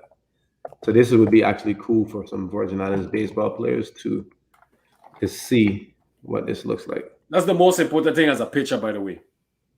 That is very important. I think, yeah, one of the most important things, yeah. Hold on, still on. 1 second. It gotta be hard scouted a picture, like how you just illustrate that how that picture hold the ball, like how you able to see that while somebody pitching, and like there's a lot of slow motion in yes, slow motion, but as you just remember, hitters are like computers, man. We have a database of experiences that in like intricate differences and visual abilities that you have no idea. All right, so here's what I'm gonna do real fast. Let me share. I'm gonna share my screen with you guys. Can I do that? Let me do that real fast. Let me do this real fast. So like taking it to our next level tonight, this episode. we offer it, All right, so can you see my screen? No. Okay, hold on. Let me go share. Okay. Share audio. Yeah. All right, here we go. Ready? Can you see me? My screen? Yeah. Hold on, let me pull it up. Wait. I was about to say, so Mumba, you could see. No, yeah, we could see now, right? Yeah. Oh, you can see, right? I could see now, yeah. All right. So whatever you do, Crabbe, I have no idea, but this is nice. All right, so this is called pitch tunneling. So this is a strike, a fastball, and a changeup. So these two pitches, I want you to pay attention to like how late the two pitches are separating from each other. Okay, so like as the ball is on its way to home plate, look how long the two pitches look like the same pitch. You guys understand that? Yeah. So watch this. See, and it separates late. So those are two pitches. So one's high and one is low. So this is a fastball and a curveball. Watch how quickly you can tell the difference. See how quick one goes up and one comes down. That one right there is this is a good tunnel. So fastball up, curveball down. So pay attention to this. So watch as this ball is on its way to home plate. Watch how long they stay. See how they separate late? Can you see those two? Yeah. So that's called pitch tunneling, right? So let's go back to where we were. Who's that pitcher for the Cubs? That was Strope and another guy. Okay, let me stop sharing so we can get back on. All right. So you see those? You smiling, Punk? I want to know, like, how can they get to know, like, the ball, like they get so good where they could throw the ball where it wait that late to them change. So a lot of that has to do with arm slot. So like there's a lot of technology now that allows you to be able to see exactly where your arm is releasing the ball. So like, for example, if I could release a fastball and a slider from the same position, the ball is going to hold together really long. But let's say I throw a fastball from here, but a slider from here, right? You see how my arm drop? So fastball here, slider here. Yeah. A hitter can see that. That's true. Right. And so the idea is guys that do a good job of what I just showed you are really good. And guys that do a bad job. Yeah. You got to teach Mumba how to do that screen sharing thing. That's easy. Yeah. Seriously. No, for real. I'm a rookie at this still, brother. I am a technology geek. Okay. Yeah. I'm learning, brother. I'm a rookie right now. So yeah, you're right. It's true. So nonetheless, so that's essentially why Garrett Cole is really, really good. So he would be my number one. Justin Verlander is right there. He's in the same category in terms of his ability to use two pitches that work well together. And then who is my third one? I mean, there's a lot of good pitching right now, but let me think about this real fast, okay? Giolito from the White Sox is really good. From Anaheim, don't have nobody that's like nasty. Oakland. Oh, there's a young kid. You're gonna hear about him a lot. His name is Jesus Luzardo. He's with the Oakland A's. He's going to be unbelievable. He's going to be legit. So I would say, just for the sake of, there's a lot of good ones. Let's say those three people. Okay. What about hitters now? Three hitters that you just look like you'd be like, man. I mean, it's you have to talk about Mike Trout. I think Trout is as good as advertised. Mookie Betts is as good as advertised, and there's an up and coming kid from Seattle. Kyle Lewis is his name. Look, he's not. I want to misspeak. He's not like in that same category, but I would say I'm gonna put him in there just because he's a young kid, and I look forward to trying to see how good he's going to be in the future. So I would say Mike Trout. Mookie Betts, and I said that kid, but let me give you a better name. Let me think of this real fast. Cody Bellinger is legit. I mean, Acuna is unbelievable. Acuna's a beast. He's as good as they come. The kid from the Nationals, the right fielder, the lefty. Yeah, the lefty. He's the real deal. So yeah. Go ahead. Yeah. Nice, man. Nice. Good names. Yeah. I want to get your perspective on that. Hey, well, Callix, it was nice meeting you, man. One thing Mumba has always done is bring up your name. He's been really looking forward for this this interview, but we know it was just always a scheduling thing, and rightfully so, because you're doing real good for yourself, and we really appreciate you finding the time to sit down and talking with us. And I know for the real true baseball heads, them that came on tonight, I know this was an exciting one for them. And and for the non-baseball heads like me, it was very exciting. You kept me engaged, man. You know what I'm saying? And that's what it's all about. When we could learn something. And I honestly have never heard your name until Mumba brought it up on the show.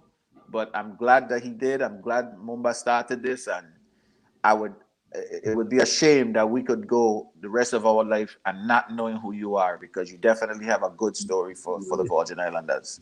I appreciate that, and like I said, like I have the utmost respect for Mumba. He again, like Mumba is a good dude. He was talented. My heart breaks that certain things didn't work out. It's like I thought it would. I know you had your own hopes too, Mama, but I appreciate. I really do. I appreciate you showing me the love and the respect. It does mean a lot. Pang, very nice meeting you. It's funny. Everybody has a path, so we probably played on the court, and you probably probably dunk on me. No dunking. I was the layup king. So, but no, thank you guys for having me. Okay. Yeah, real quick. True. Pang has a nephew that plays baseball, and he was watching, so I wanted to. His sister just put that on. So. Hold on a second, okay? Hold on. Yeah. Yes.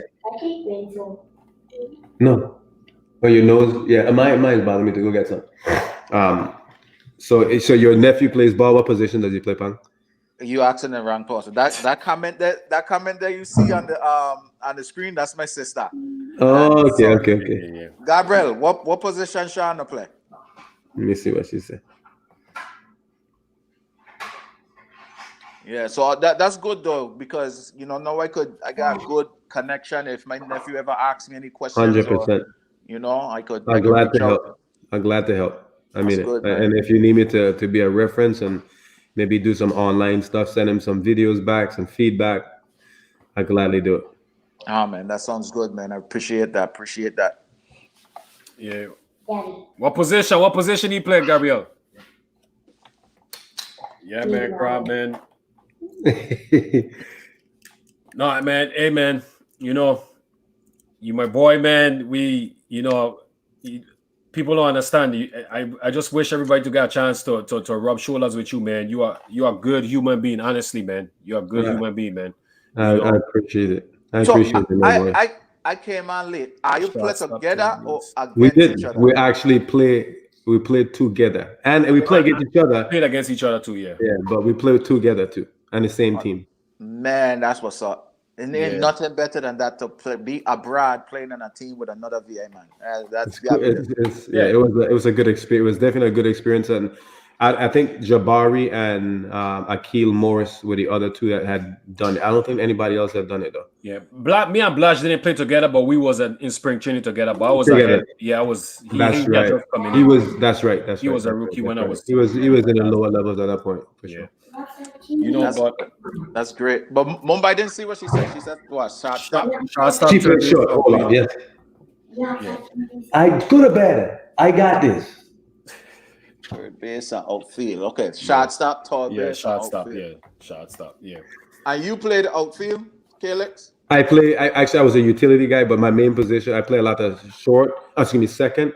I play a lot of third, but then I play outfield also. But mainly second base was my position. Oh, good.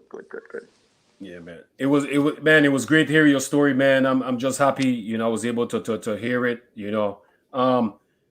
You're the type of person that I'm using it as sports. You're the type of player that every organization would love to have to build a team around, because you're the perfect example of a professional. Like, if anybody that wants to be a professional athlete, it could be basketball, baseball, whatever, you're like the perfect example, because you do everything the right way. You know, you're the type of athlete that if somebody needs extra work, you will help them. You know, hey, sure. Crabbe, can we get extra hitting? Oh, you're the type of person be like, okay, let's go. You know, some guys would be like, ah, man, you know, I'm tired. I got ready for a game. You wasn't that type of person. You're a true teammate.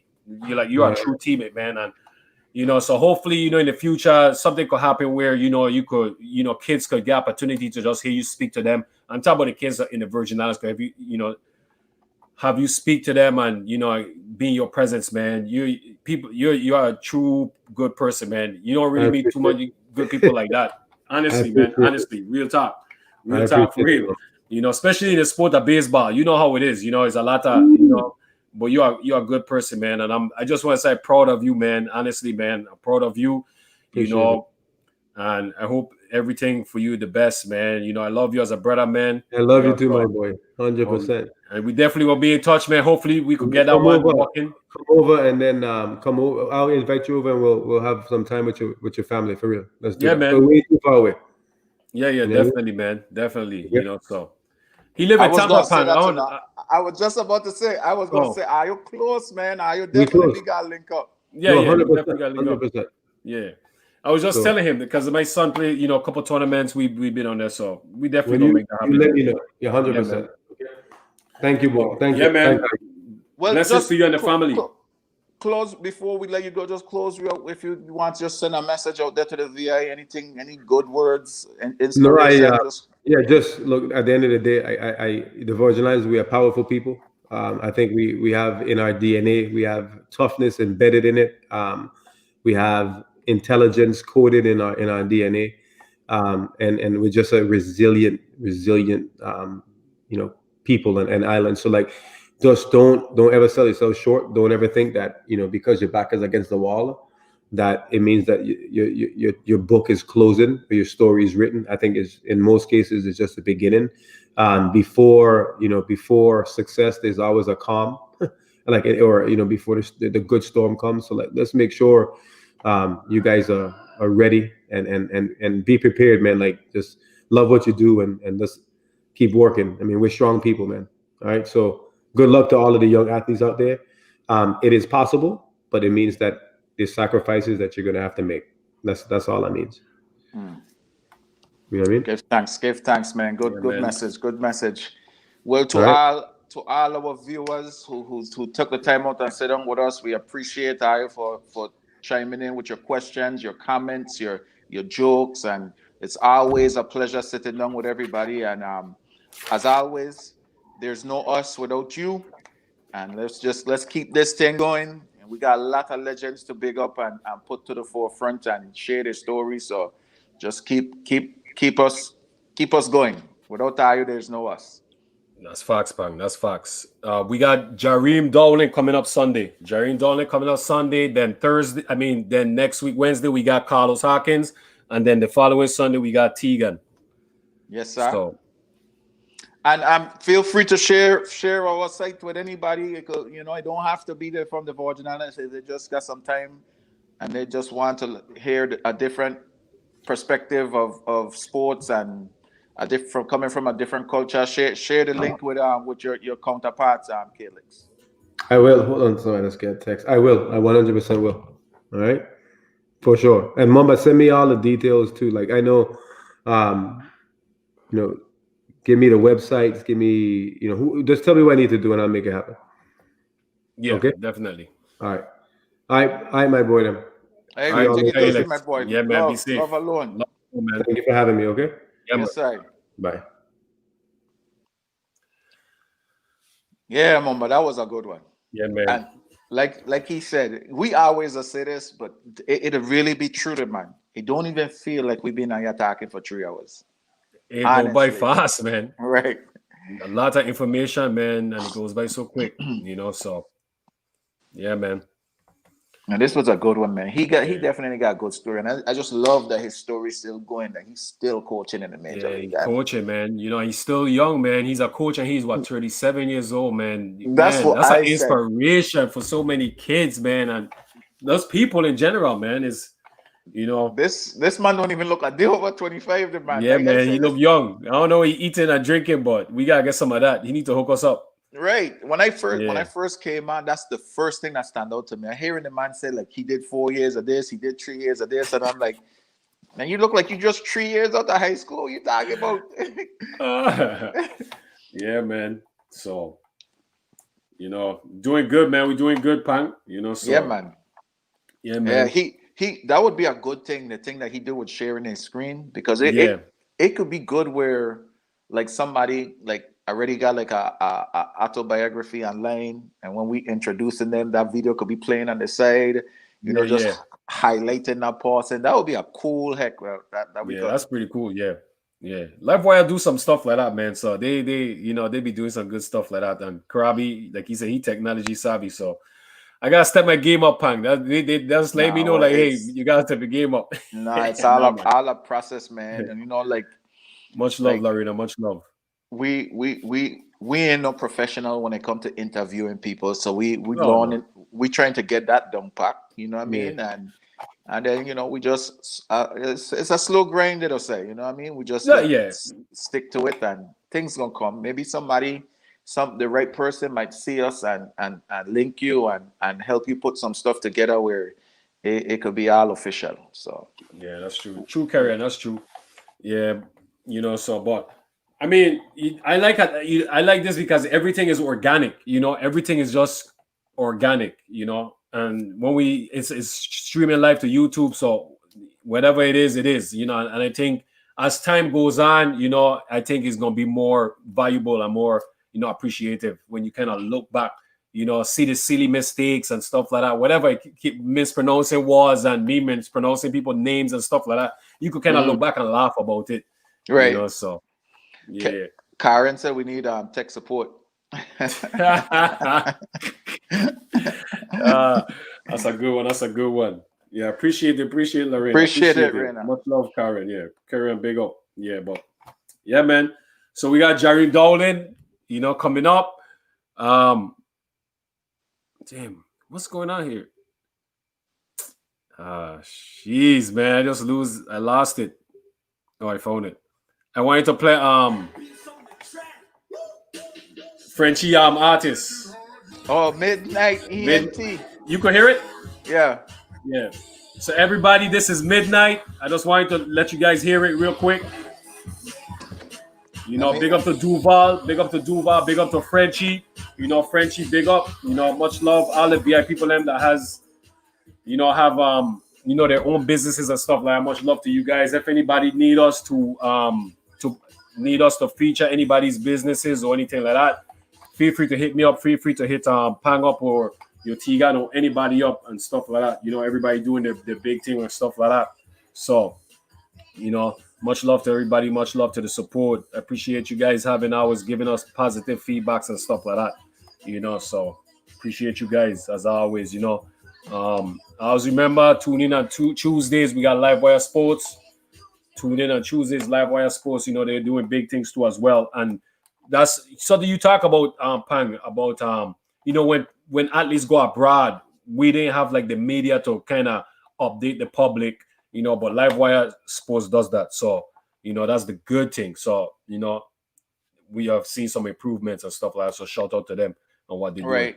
It'll be a good thing to like you got player that's in season, they get back to the dorm rooms. It won't, you just shoot the breeze with them for 30 minutes, an hour, just see how the season going and so on, just the friends could log on and see. And we know that we got technology. It's a good way to bridge the gaps them that we were missing growing up, man.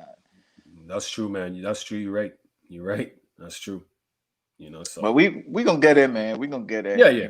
Yeah, one day at a time, man. One day at a time. So, I still got walk. I keep forgetting, man. I need to get a VI flag in the background like Unison. Yeah. You got to get one, man. So you gotta get one. Again, congratulations to the Los Angeles Lakers, all the bandwagon fans and all the true fans. Much love to you. Respect. Yeah, man, Pang. So this is it, man. We just gonna get ready for Sunday, So Jareem, my son. Jareem is our boy. I get a chance to see Jareem play. His senior year in when he was in school. I forgot what school he was playing for, but he came down to Florida and they were playing FAMU. So a few of us drove up to Tallahassee and me flight. At the time, my kid's mother, Malika, just the four of us actually. Where flight at? Flight right there in Jacksonville. I see flight every day. Man, we gotta get flight on, man. All right, I gonna tell you. We gotta get flight on. I gonna tell you. Flight was the man. Smooth, my son. Flight to walk 5 minutes away from where I live. Yeah. Yeah, I just see flight when I go and pick up my daughter. I just see flight Eastern every morning. Maryland Eastern Shore. Yeah, that's the school, Maryland Eastern Shore. Yeah, Jareem had locks and so. Yeah.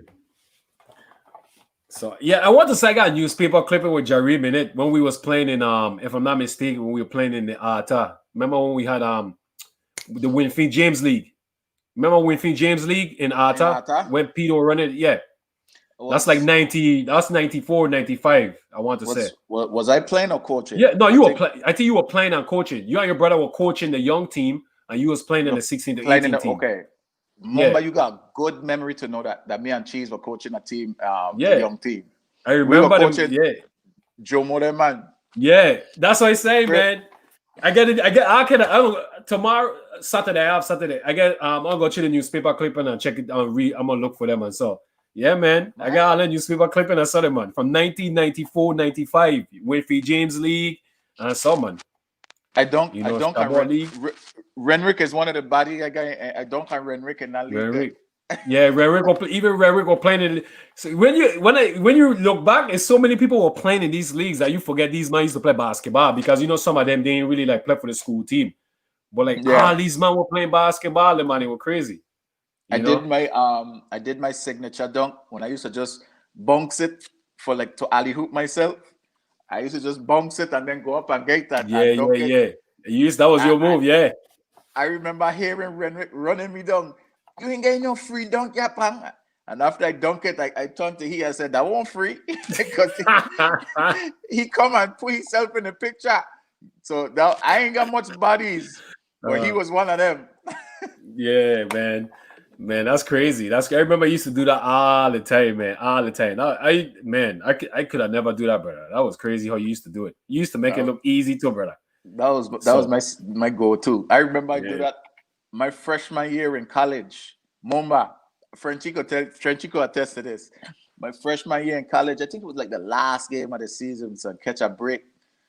And just bounce it to myself, my son. And still people just learning about me, in school. Bounce it, went up, the lefty, just lean to the side, and not tear it, my son. The whole gym run on the court, my son. That's one thing. One thing I love about college, my son. Once you get out there and just you play hard and you represent, my son, like people will respect you in school. in school, like everybody loved our little VA crew. When Flight were there, even when Spud were there, Spud had a little come through our school. Spud was there for like a semester, and we just had a little clique. My son, that everybody respect our clique. My son, it was myself, Frenchie, Flight. I had another partner from Tatola, and then my two teammates. That Moma, I got college teammate that band Rachel in Jacksonville. If I bring this man around you, you'd want to know what part of cruise this man grew up. Like you would never know this man band up here. That's crazy, my son. The man got his VA accent down pat. So it used to be like the 5 a week. And everybody just had respect of our crew, my son, because we were kind of like the bridge to all the crew in school. You know what I mean? Yeah. Everybody used to like come and just chill wherever we hanging out. Everybody just like to come down and chill. We just tell jokes. We talk the way how we talking, and so like, man, I would not change nothing about college. Nothing. Absolutely nothing. College was the life. You know what's crazy? When I was playing in the minor leagues, we used to play at Jacksonville. Time I didn't know you was in Jacksonville though. The Suns? Yeah, the Suns. When you and Callix were talking, I was when we were talking about are you playing together, I will go and ask that question. Have I ever played Jacksonville Suns? Now they're the Jumbo Shrimps. They changed your name? The dumbest, the Jumbo Shrimps. Yeah, the man. Dumbest name I ever heard for a team in my life, brother. That was probably that Southern League, and that was probably the best. Jacksonville Suns was probably the best city to play in the Southern League. Them and Montgomery Biscuits. Seriously? Yeah, man. They have, because we used to stand right downtown, a walk from the football field. I forget the name of the hotel, and it has like the bridge you can walk. Yeah, man. Hyatt. The Landon. No. It was across on the Landon. The Landon. Yeah, that's the name. The Landon. Yeah, I used to stay in the Hyatt then. Yeah, the Hyatt. Yeah. Because I remember one year we were staying in the Hyatt, and what's his name? He passed away. He was running against Obama. He was running for president against Obama. The old white man, I forget his name. Ronald Reagan? No. He was running against Obama, man. George Bush? No, he passed away. He was damn. Oh, McCain. Yeah, McCain. Yeah, he was staying in the hotel. It was crazy. Like, yeah, we used to stay in that hotel, man. I used to walk. What? Yeah. Guess what? We don't have the London anymore. No. They flattened the London. Wow, that's crazy, man. That was the spot, man. That was. You ever hear about that shooting in Jacksonville where? Yeah, the video game, the football tournament. Yeah. Oh, yeah, it happened at the Landing. That's true. Right after that. After that, it was not too long after that happened. They flattened the London. Yeah, Kara said, yeah, John McCain. Yeah, jeez, John McCain. Yeah, man. So like, I think 3 different seasons. Yeah, you come to Jacksonville Suns, man. I went to a few Suns game. I used to like. I took my son when he was young. I used to like it because every at the end of every game they did fireworks. Yeah. Every Friday, I want to say Friday. Yeah, every Friday they did fireworks. Tossy. Then you have Tossy Thursdays where it's $1 beer, $1 hot dog, and all kind of stuff. Yeah, man. I did not know that. I wish I had known that, Mumbai. I could have come and see you play. Yeah, I didn't know you were living in Jacksonville because every city I used to go to, I used to hit people up from the VI. Like when I was in AAA, I went to Sacramento, and then Kariana and her sister. I think her sister, Kariana came to see me. I wasn't playing then. I was on the disabled list, and then Ian brother, I forget his name. He had come too. So like I used to always. Ian from when? Yeah, Ian from I forget he brother his older brother name. Damn, I forget his brother name. I don't know Ian. Rick. That's his name. Rick Maxwell. Rick. He used to he had come too, and so yeah, man. That would have been good to see you play, man. Yeah, man. Yeah. I used to really enjoy myself at the game. I don't know. My partner, them, my friends, them, like they're different, man. we don't do nothing, man. You know what I mean? So that would have been cool. Yeah, that'd been cool, man. Yeah, man. Well, Mumba, I'm glad this show was on a Thursday. Maybe we should start doing the show on Thursdays. Yeah, I mean we could. Yeah, if you rather do it on Thursday, we could do it on Thursday. That's cool. Because I love when it's like tonight. I probably ain't gonna go sleep till I don't sleep. So, some Thursday nights I'd be up all night because just the fact that I know tomorrow is Friday. Yeah, okay, you're right. Yeah, we gonna do that from now on, man. We go. Yeah. My mind don't rest, and I'd be up all night. All right, so. Yeah, so after next week we're gonna do the Wednesday again, and then after that we just do Thursdays. Cause I already lock in. I'm gonna talk to Carlos and see if he wants to change it to Thursday. If not, then we just do the Wednesday for the final time. I saw Carlos in the comments tonight. Yeah. Yeah, that would be so cool to talk to Carlos. I ain't see Carlos since where we was Puerto Rico. I think he came on one more trip after Puerto Rico. I want to say Mexico. Mm-hmm. I ain't see Carlos since then. I ain't see Carlos since I want to say college when he was at Delaware State. I want to say that's the last time I see. One of my favorite players ever. Carlos Hawkins. Me too. I agree. Yeah. So I was supposed to get. What's crazy? He hit me up because he wanted for me to do his shout out on AIM Credit Repair. His business that he got going on, and I was like, man. I was like, dude, I meant to hit him up to try and get him on the show, but I keep forgetting, man. Like, I keep forgetting. And then he reminded me, and I was like, man, I had to apologize to you like 10 times, man, because I was like, geez, I had to get this man on. AIM Credit. So that's what he's doing? Working on AIM Credit Repair. Yeah, so.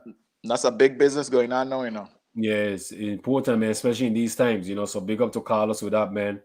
Big up, Carlos. Yeah, man, big up. So, yeah, man, Pang, so. Good show, man.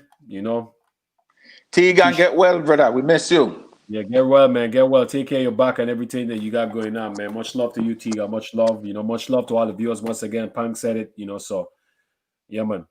Everybody be safe. Hey, man, Mumba. Good night. Good night to everybody. Good night, brother.